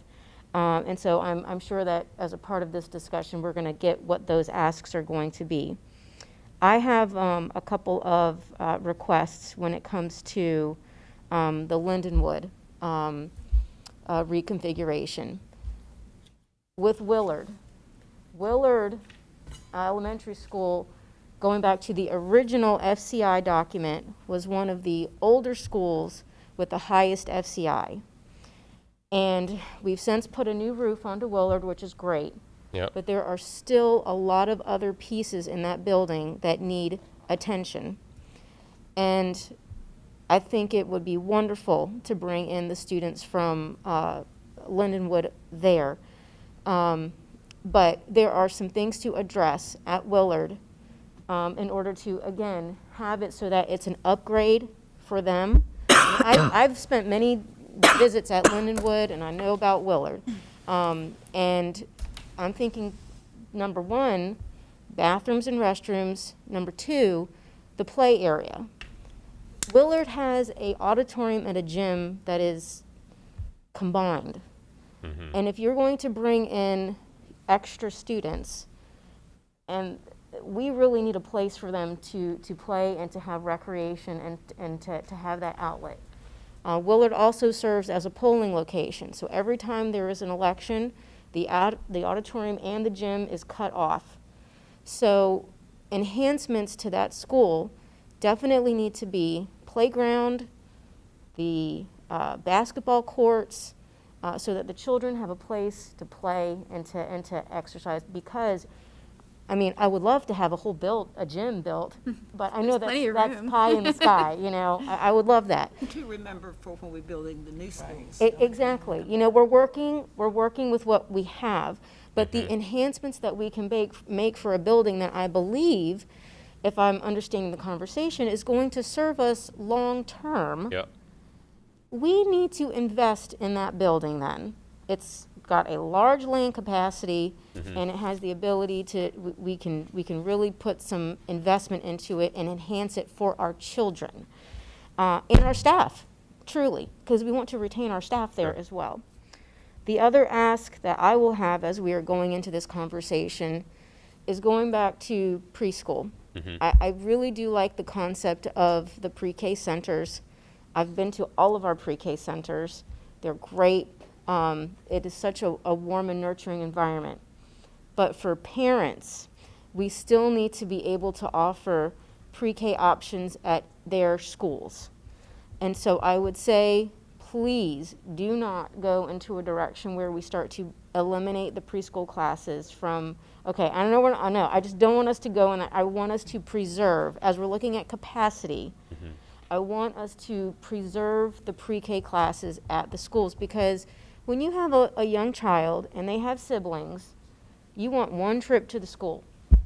And you also want to be close to your little one for a variety of reasons. We know about little ones and accidents and things like that. So it's a convenience factor for parents, but we also know how well Norfolk does pre-K.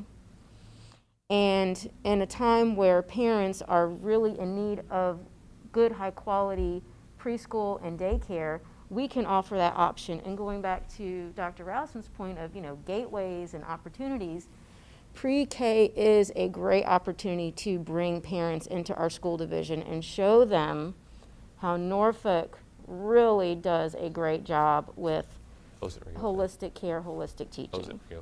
So those are my thoughts. I look forward to the requests and the asks of the board, and the timeline for that as well. Thank you. Yep. You're teeing up my last slide. Oh, great. That. Mr. Clanton also had a question, so I'm Yeah. going to let him go. Yeah, I just wanted to, about the engagement piece, because I mean, that's important. I mean, we ultimately have to make a decision, but make it ensuring that we have engagement with the community. And just quickly on that one, I'm one of those paper people, so I have the last presentation that you all gave to us back in June. And on slide 23, it talked about the Survey Monkey, which I take as a survey that you had, and then 2 community meetings that you had. 13, 15 or something like that, yeah. So we did some level of engagement, and I think that individuals around this board has also seen where we've even had meetings inside specific communities at the request and asked for community members to come out, and whether they do or don't, you can't force people to do things, but we do have information that's come in. My question really goes to the next piece. You've given us now some updates from what we were presented in June. Yeah. There's some new things and some new configurations that are there. What would be the logical next thing outside of what we're doing here as a board? I don't know if that's Dr. Birdsong or are you here. What is the level of community engagement outside of this? Is it public hearings? Is it posting these things? I don't want to jump ahead, but I'm just I just wanted to answer that question and give you an opportunity to provide some clarity around it. Yeah, no, you got That's it. in that PowerPoint, That's that last the next slide. slide. For some reason, we're having Nice transition. PowerPoints Oh, okay, cool. possessed right now. So we'll just do it from this screen. Let's go one quick slide before Matt, and then because I want to tee it up and then get right into this. What's the ask? What's the timeline? And then where do we go from there? Okay. So just real quick, I wanted to drill into the Lindenwood repurposing for the Madison High School program a little bit. When we look at it, one of the things I just want to revisit, just to make sure we're clear on the condition and how it's calculated, is that HBA assessed the condition in 4 priority levels. Each level is associated with a period of 5 years: immediate, then 6 to 10, 11 to 15, so on and so forth, then 15 years to 20 years out, over 15 to 20, okay? So P1 is right now the next 5 years, P2 up to 10, and then so on and so forth. Then it has by system, right? So one of the considerations on the trade up in the facility concept was, we want to make sure this is a good fit for kids. The vast majority of Lindenwood's condition needs, it has an FCI of about 66 once you adjust for the annex and add in time, the continued sort of decline of a building, is 66% are anticipated in years 15 to 20. The vast majority of these condition needs are life cycle projection based. I can get there. Coffee's wearing thin. In years 15 to 20, okay? Of the priority one, which is now, about 2/3 of that has to do with the roof, which is being put back into the CIP for planning. When, you gotta work through the budgets and when and all that stuff, but that's in there. So, we're comfortable with the condition of this facility as a good home. We know we've got 15 years out some life cycle planning to do. We got to address the roof. Okay. The other thing is that it's just gorgeous outside. You go outside on that campus, and then it's beautiful, right? And that's part of the thing. What I've sort of personally found attractive about this is very often our alternative high school programs are in leftover space. Right? Madison. And this is a beautiful site environment in a good physical home that's undersized for an elementary school, but right size for an alternative program. It's it's the win-win-win. And so that was part of where we went from Madison to Rosemont to Madison to Lindenwood, in addition to the other considerations mentioned before. So I don't want to gloss over this too quickly. And then the last slide, because we can't, for some reason, get it to do a full screen. Here is when we look at sort of this draft implementation timeline for feedback. And some of it is quick. So if you want to pull that slide up, if it helps you to see it better in front of you. Now, pre-K classrooms in Monroe, that's a fairly neat and tidy little process there. We're just adding pre-K classrooms. So not moving mountains there, but do a presentation here today, communicate pre-K additions to the public coming up this summer in the school year, and just to do some minor facility preparations there around plumbing largely in preparation. Open the pre-K classrooms in this coming fall. Easton pre-K to Fairlawn, same thing here today. Having a public hearing and having a joint public hearing to talk about Easton to pre-K, Madison secondary alternative ed program to Lindenwood, and the Lindenwood to Taylor and Lindenwood to Willard, boundary change consolidation, having a space for that at an upcoming board meeting here, so that there is a public hearing on record for that. And that in addition to that, in speaking to Michelle in advance of this, Michelle Washington, your CIO, and looking ahead at sort of communications there, having mailers actually sent home to kids at Lindenwood so that they can be brought back and then mailed in as well. So there's a physical way to provide feedback there to the board if you can't join the meeting physically or virtually, or provide a digital comment because you don't have internet access. There would be a physical way to provide comment there. So it's coming up, looking at doing a public hearing for you in the March work session. And that would add to the agenda on the 2nd of March. And to move this along for fall implementation of Easton Pre-K of Monroe and of moving ahead and looking at Lindenwood, we'll be looking at a vote on March the 16th. That's a little over a month from now. Having a public hearing in a month, having a vote in a month and a half. There's your ask. Great, thank you. Yep. And now Ruffner, again, that's an extended time, and it's kind of goes off the screen, so Matt, if you can scroll down. Ruffner is a longer process, and Dr. Gibson, please feel free to jump in here. And what we're looking at this is doing really looking at the 2022 to 23 school year as that main planning event. If you wanted to fill in, please. Please. Good morning. As we used to say at all of our VHSL meetings, what a wonderful day to be a part of Norfolk Public Schools. And I know that you are excited. We would say what a wonderful day to be a comment, what a wonderful day to be a commodore, but what a wonderful day to be a part of the change process in Norfolk Public Schools.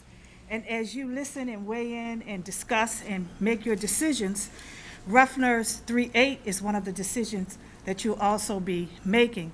And we're hoping that it will also be a part of the public hearing in March, so that you can, when you make that vote, we will have that year to plan. We do have a later date where there could be a public hearing in September, and then Ruffner can begin to plan. But we want to have that year to plan for Ruffner's transition so that a program can be selected. We want to choose a program that offers diversity, that draws from across the city, that successfully implements professional management, where a program can be sustained with fidelity through professional development, not just of the staff, but of the leadership as well. We're looking for a school program that is truly 21st century, and we want something chosen that will bring in business leaders, that will bring in the community, that will bring in the social-emotional learning support that many of our children need, no matter where they live. And we want to make sure that as we plan, we have our parents, our staff, our school leaders, academic affairs, school leadership, the school principal, the instructional leadership team in the building, community leaders, businesses, and people from faith-based organizations, PTA, everyone who has a stake in Norfolk Public Schools included in that planning process. We also want to ensure that we have community input time beyond the public hearing, so that as we plan and make decisions and we come back to you in early August, September, or in October, November, based on when the public hearing will be for the Ruffner 3.8, we can present to you a school program that is vetted, that is sound, and that can be supported financially as well as professionally in Norfolk Public Schools, so that it becomes a legacy that it draws from across the city. And the choice seats, the beautiful thing about the choice seats in Ruffner will be pretty similar to the choice seats at Ghent. Everybody attending the school, the children zoned for the school, as well as the children who come in through choice, will be sitting side by side learning the same curriculum. So we won't have a program in the building for choice students and another program for zone students. It will be one program, and those students choosing to come in will become a part of a very dynamic educational program. I can go on and on and on with how great the idea is, but I think the greatest idea here today is the change process and the decisions you all are going to need to make. So I'm going to stop at this point. Thank you, Dr. Gibson. Well, that's Did you have a question, Ms. what we Cassini? have for presentation. Go ahead. So tying back to some of the discussion we also had Wednesday night. So Ruffner is also one of those schools that we are possibly renaming. Correct? Yeah, it's Like on the list. that was on the list. So when we think about how we have successfully developed other programs, other schools, rebranded other schools in the district, I assume we will be incorporating that into this process. Correct? Yeah, That's correct. We're going to Makes have to, sense. similar to the Makes way sense. ADL was planned. right. We want to make that decision early enough so that we have the time to have a planning process, to have a protocol, so that the decisions that are made are well communicated, but they're sound decisions that are going to result in a strong program. Go ahead, Mr. Clinton. So just based on what was being presented here, I just want to go back to Ruffner as well, particularly Tidewater Park. I know that I've seen it somewhere in here. I know we talk about the St. Paul's quadrant and so forth and what development that's going on there. But if I'm not mistaken, Tidewater Park is identified as a site that is a part of that redevelopment as a whole. So at some point in time, that school's gonna come offline, or need to come offline, I guess, at some point. That is true. There was a request, let me make that very clear, request from the city manager for us to vacate the building the fall of 2023. So based on that request, I guess for that whole plan, regardless of whatever the political spectrum you are, supporting the St. Paul's Cardinal or not, we've gotten an official request from the city manager about that particular site. The plan that you're presenting here today gives us an option for those particular students that are in that site to be able to create something dynamic, new, and be able to appropriately move them into a facility. If I'm not mistaken, I guess was it 90s when Ruffner was built? Yeah, mid-90s. It's one of the newer buildings, yeah. So got a fairly Yes. I think it was right around the same time like Norview. 1994. 1994 and the Norview Middle School and so forth. So when I look at that particular one, we have a plan. I mean, well, you all presented us a plan here for that particular site. Looking at, that's a pretty older school there, but being able to come up with a, it's not on, I'm sorry, that's not Knowles in the corner. Sorry. Now repeat everything you already said. I will not do that again. We got it. We got it. So I just, my thing is that looking at this here and looking at the timeline, that's where I kind of go back here. We have a request for an earlier timeline to give the appropriate amount of time, at least for a year, to plan, to have some additional conversation. Because if I'm not mistaken, you also did that with Lake Taylor School. You allowed the community That's right. to come up, to right. talk about it, to be involved. That's right. And I think that that's an important piece, and we've kind of put that theme out here that we want community engagement in it. And so essentially, we got a decision, either we add it into, if we go with the March time frame, right? Is that what I'm saying? That gives you an additional year to kind of do that development of what it looks like. It's not necessarily saying that we are committed to with the last, because I'm quite sure you're going to have to come back and tell us what the plan is. Right. But it's just saying that we're giving, as a board, green light to go ahead and continue to explore this and come back. Right, because that- we need time to plan. So that you can have the appropriate time for planning. Okay. I just wanted to be clear on what the request when we say March, because it's right here. We're here February, we're saying March. What does that year-long planning really look like? And that includes more time to develop what the academic program will be and to do the engagement piece. And to bring it before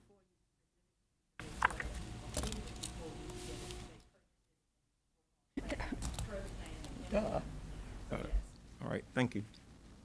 Go ahead, Ms. Bassine, and then Mr. Jordan. Yeah, so I appreciate it, and I had that with the big asterisks in my notes here to come back to. So I'm thankful that you raised that question, because I want to piggyback on that.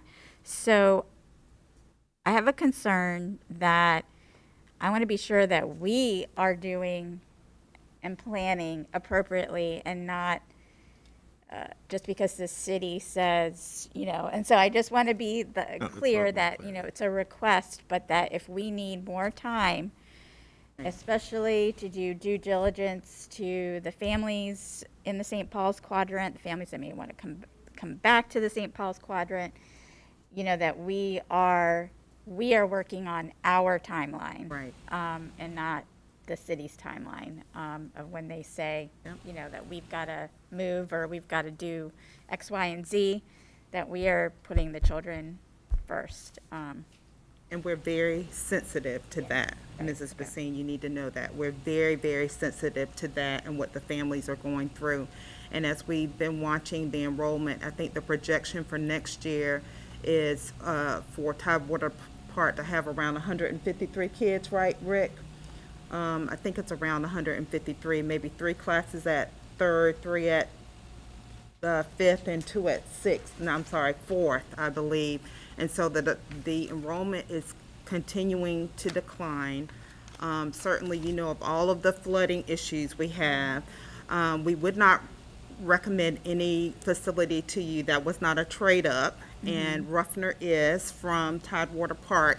There are a variety of issues with that facility, and so we have been very thoughtful about that and very thoughtful about making sure we're taking care of our families at the end of the day, first and foremost.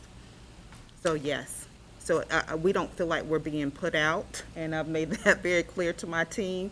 When the request was made, certainly we started thinking about, what can we do to ensure better outcomes, academic outcomes for our kids, and what that could look like.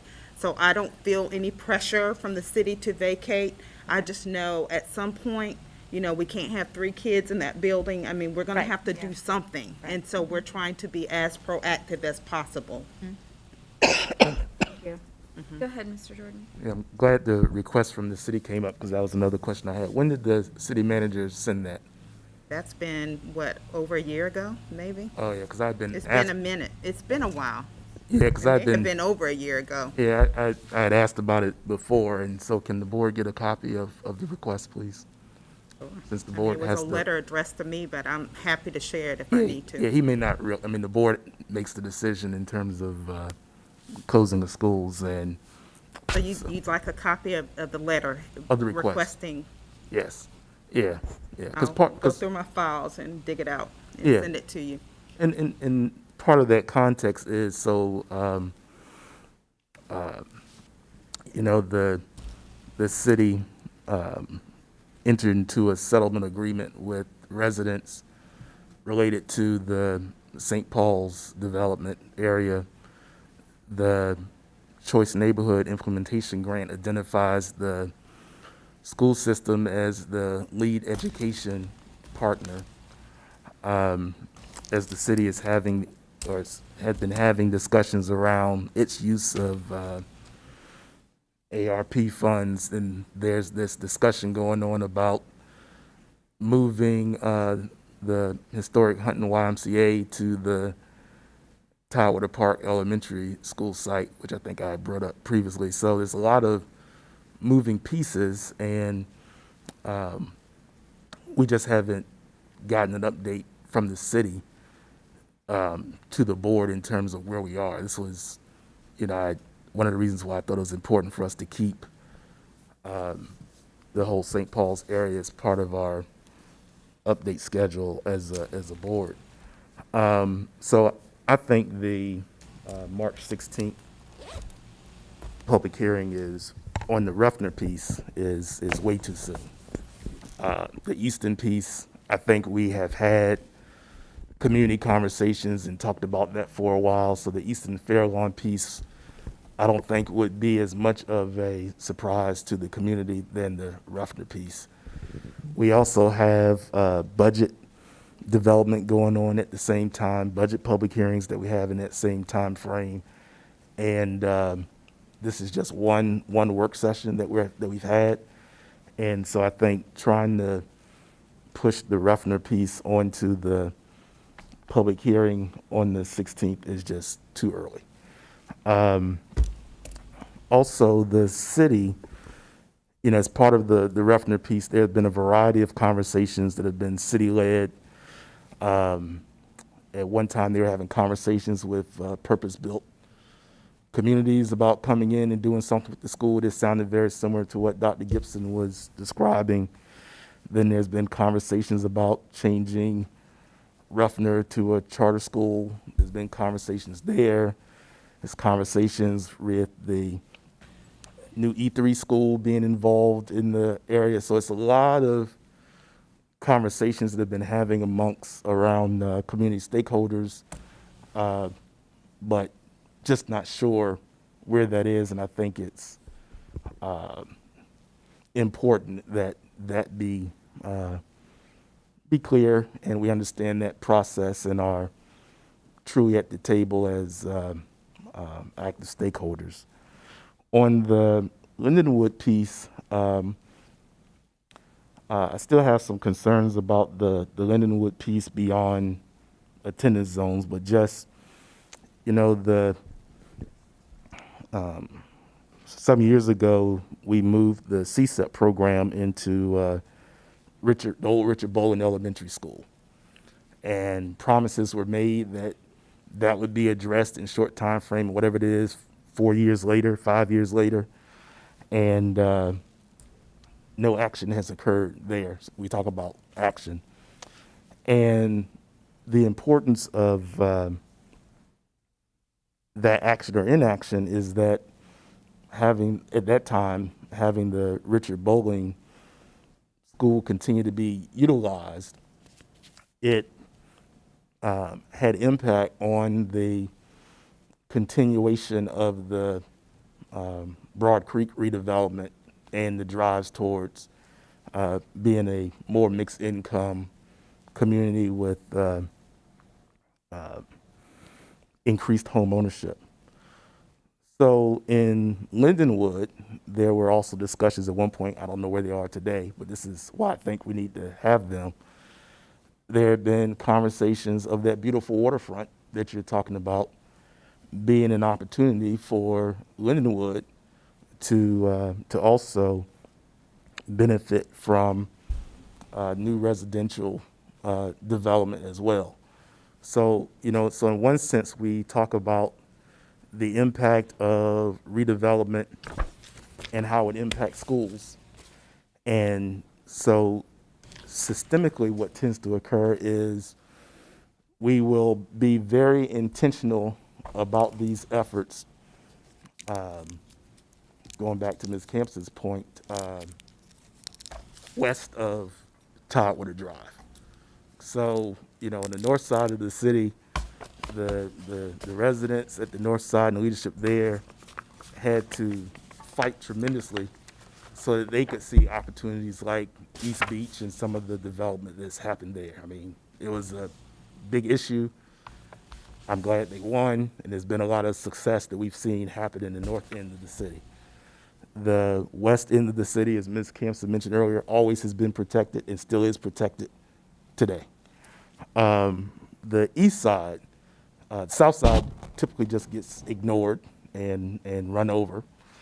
And then the east side similarly.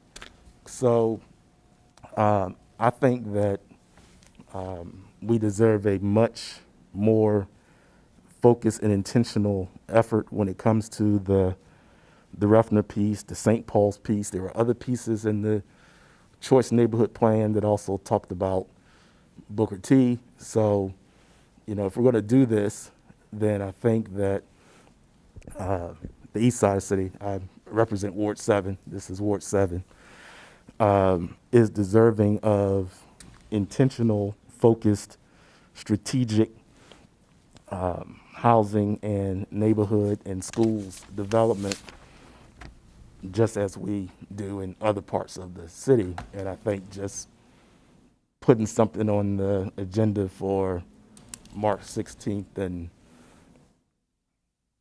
I appreciated the presentation that Dr. Gibson gave, but I think we deserve, this is not towards her, I'm just saying generally, that we deserve much more engagement and intentionality around that.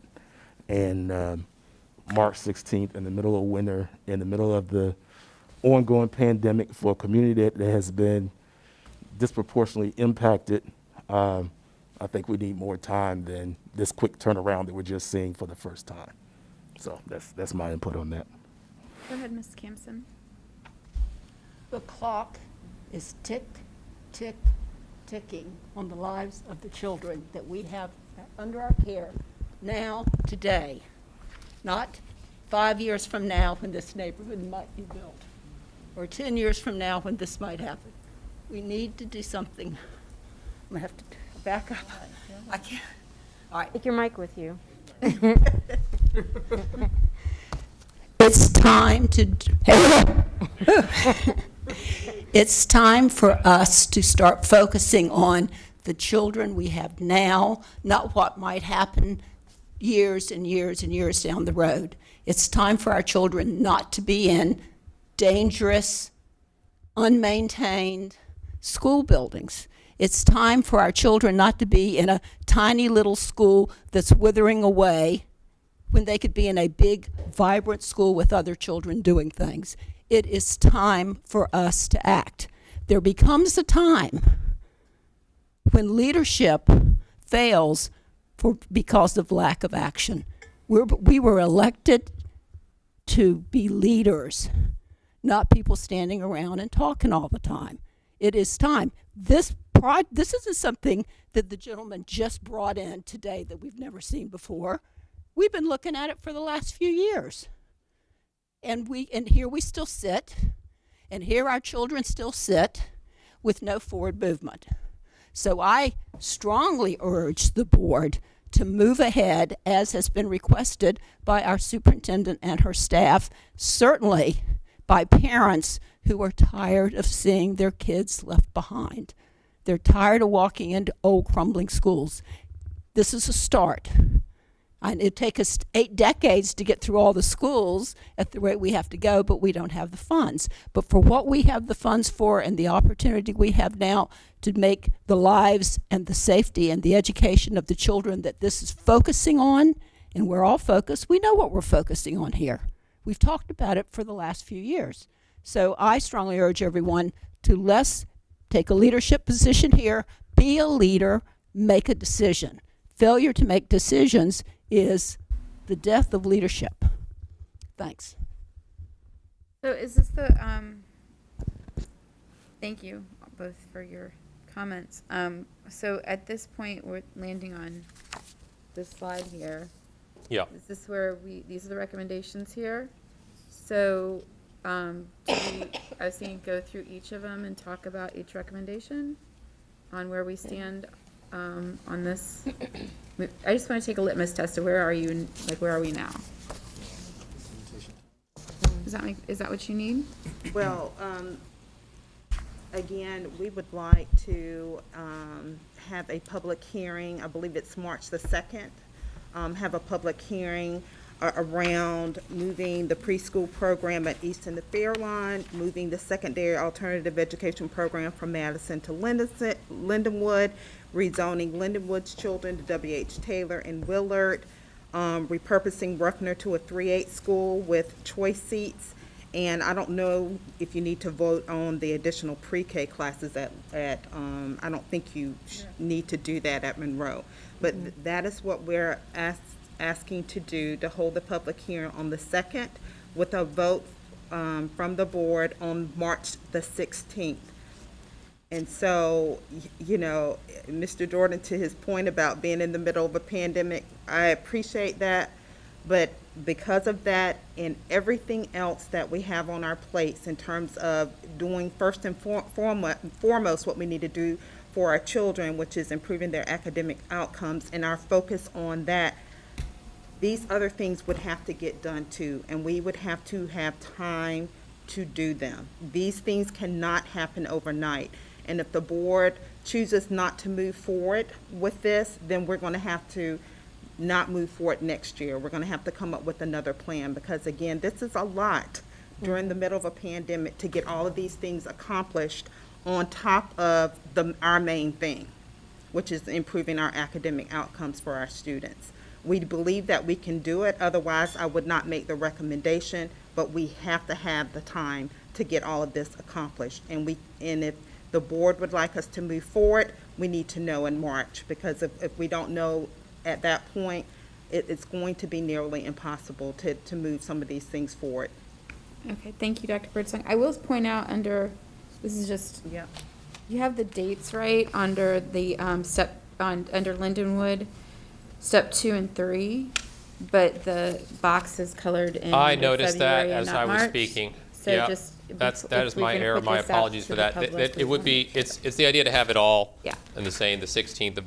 It's not voting on the 16th, which is also the Yeah, second. you can tell it's just obviously I can't bend the overlooked, yeah. space-time continuum, but, and to speak on the Ruffner part as well, just to clarify the point as Dr. Gibson was bringing up, looking for direction from the board to proceed with the planning, to come to a full public hearing in the fall, and back to the board with the ability to have some more detail, but to do engagement along the way, per what she said. There to get ready. So that was part of the timing there. We need direction on that one to get prepared for that deeper dive.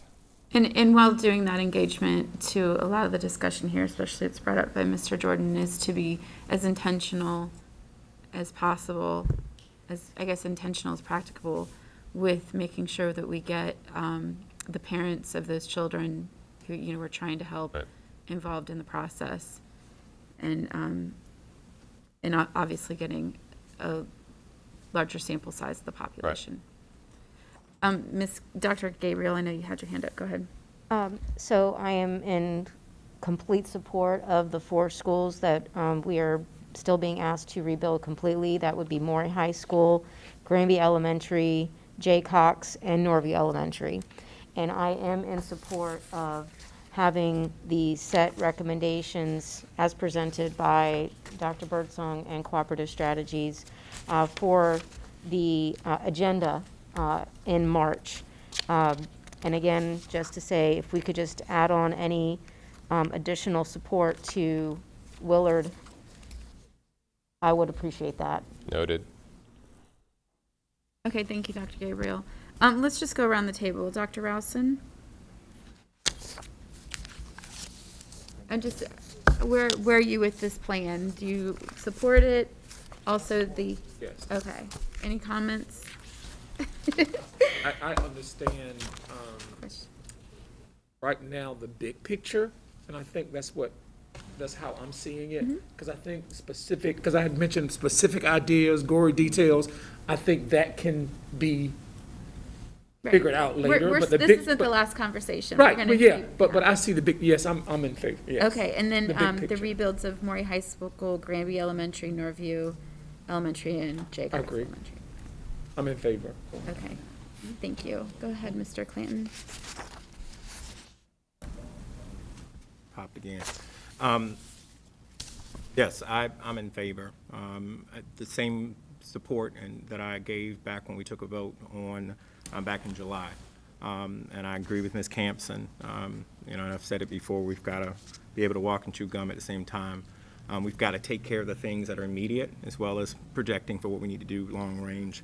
And I agree with Dr. Rouse in the respect that this is high level, but as a board, and our superintendent's asking us here, her staff, if you give us the amount of time that we need, we can come back with a plan and we continue that conversation. And what I really like about this here is that you're giving us a timeline with measurable dates, which I think has been brought up several times amongst many members of this board, when we're going to talk about specific things, when we're going to take action. And so I appreciate that because that allows us to plan, to have these intentional conversations from a board level, but as well as to ensure that we have the necessary public engagement and that our staff knows what we need in order to take next steps. And so I'm in support of this and moving it forward to our official agenda. Thank you, Mr. Clinton. Anything else to add, Ms. Campson? We've heard from you. Always lots to add, but I'll support that today. I just strongly support moving forward for our children that are in our schools today. Thank you. Thank you. Ms. Basine? Thank you, Dr. Martin.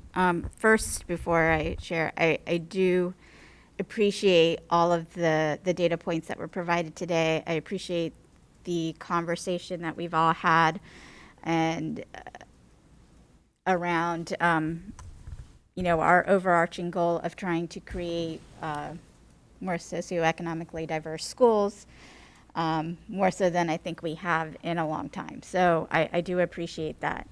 I do remain concerned for the reasons that I've already discussed, that having a better overview of some of our other programs as we talk about these programs. I do think it's very important, even as we talk about equity. I think we need to talk about equity in our discussion around this. And I know some of these things have been proposed to us for a long time, but I don't believe that the community has been aware of all of these potential decisions. And as we've stated already, we've been in the midst of a pandemic. We've been in the midst of a lot of things where families have had higher priority concerns than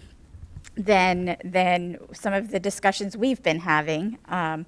And I think that it's unrealistic to have a public hearing 1 week and then a vote in 2 weeks after that, especially when we are in the midst of, we're going to be having a budget hearing, we're going to be having budget discussions, there's just a lot going on, and it feels like, and I'm just saying this is not a criticism, but it feels like these are just check boxes at this point.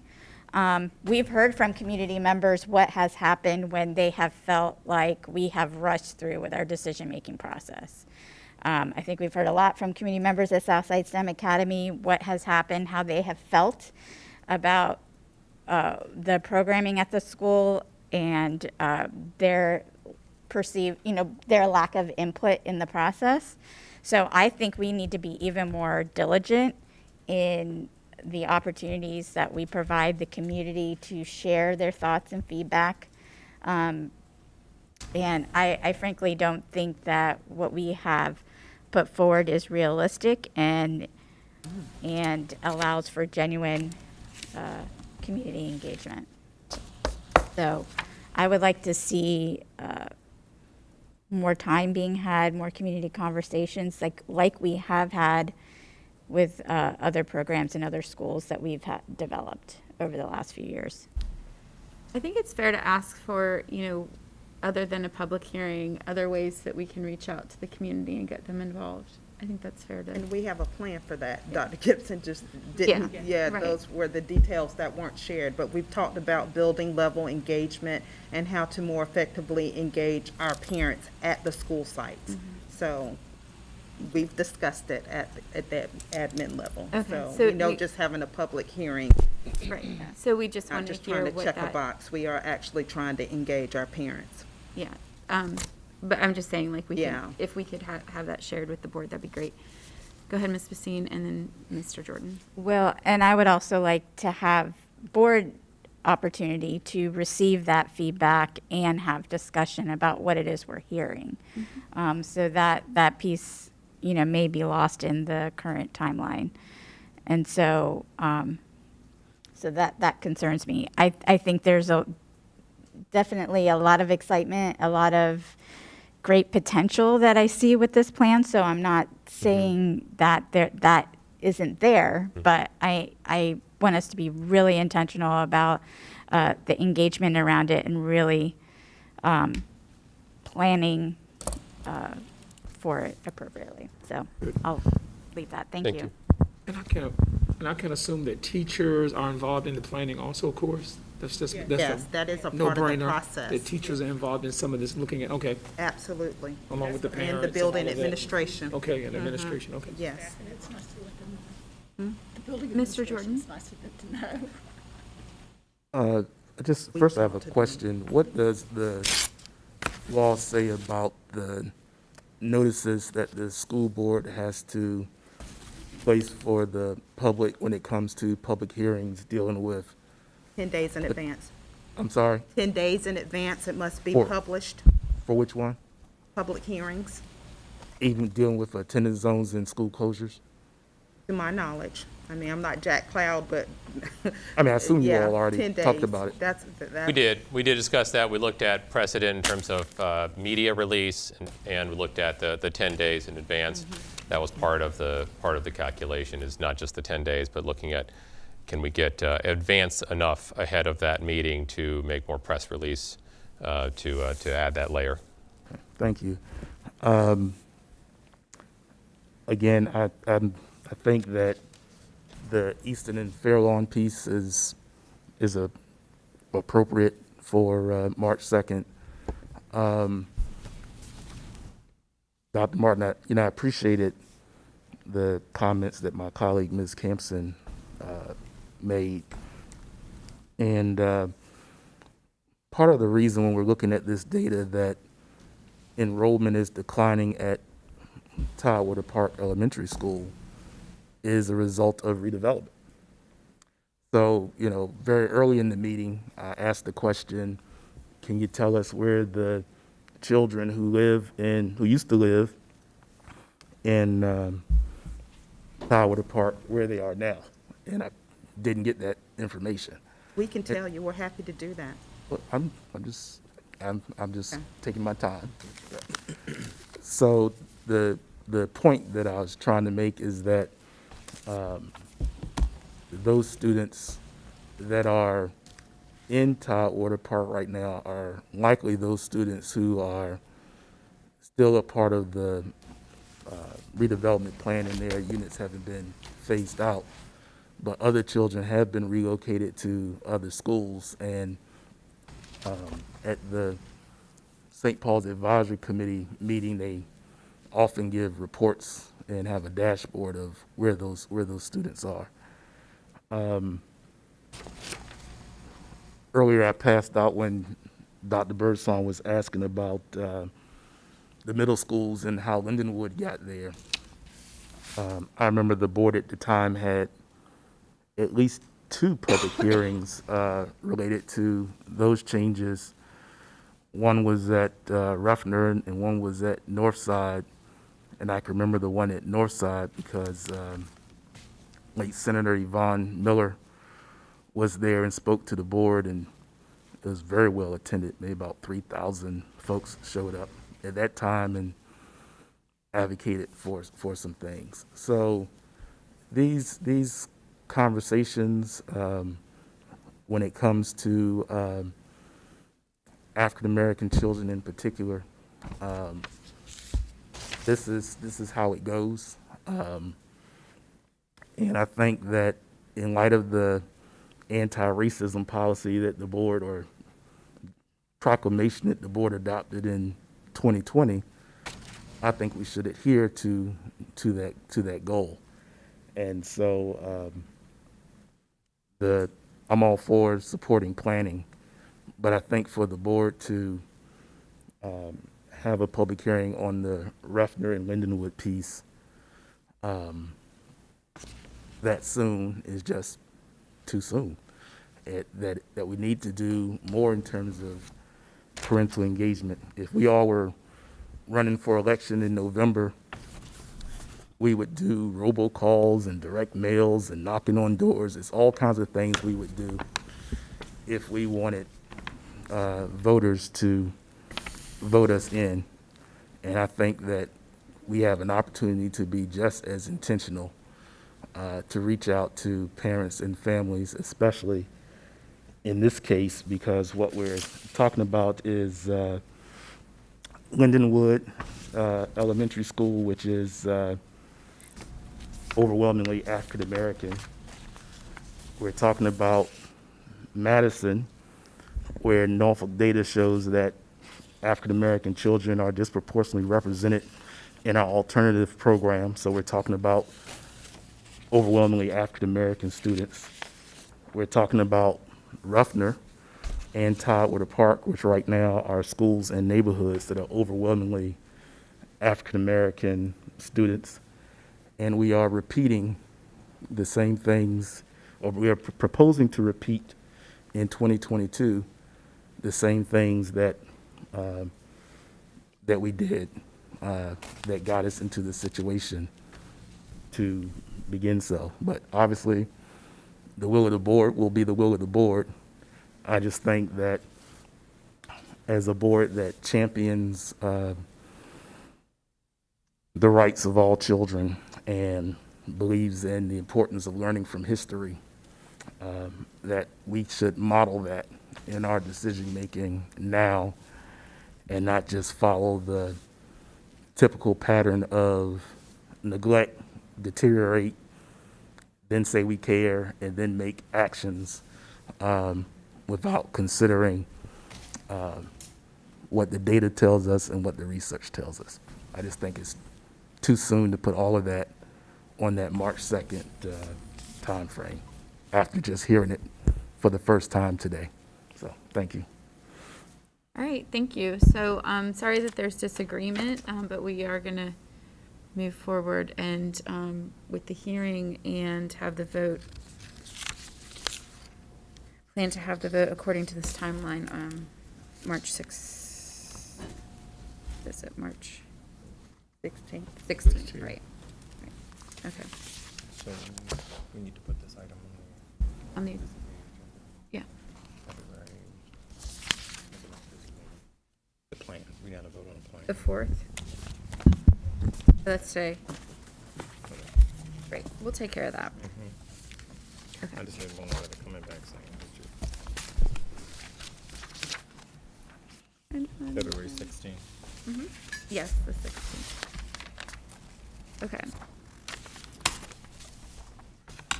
Is there anything else that you need from? Okay. All right, is anything else for us here today?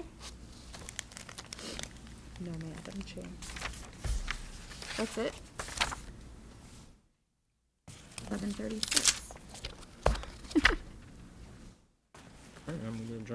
Okay, what's that? But it gives everybody their time I back. know, I know. Which is- I'm sure people will appreciate. What's that? I wonder if the bad rain started yet. Oh, You yeah, always just the feel like weather. the world's blocked out. Okay, well, Dr. thank Martin? you for your presentation and leading us through this. Of course, I think the big takeaways, I mean, like, just to repeat myself, is, really trying to continue to include a larger sample size of our city in these discussions, and of course, working with the administration and getting into advertising the opportunities. And of course, email always works. We have our public comment at our business meetings, all of the traditional ways of communicating as well. So, yeah. All right, everyone's waiting for me to adjourn, so I adjourn this meeting.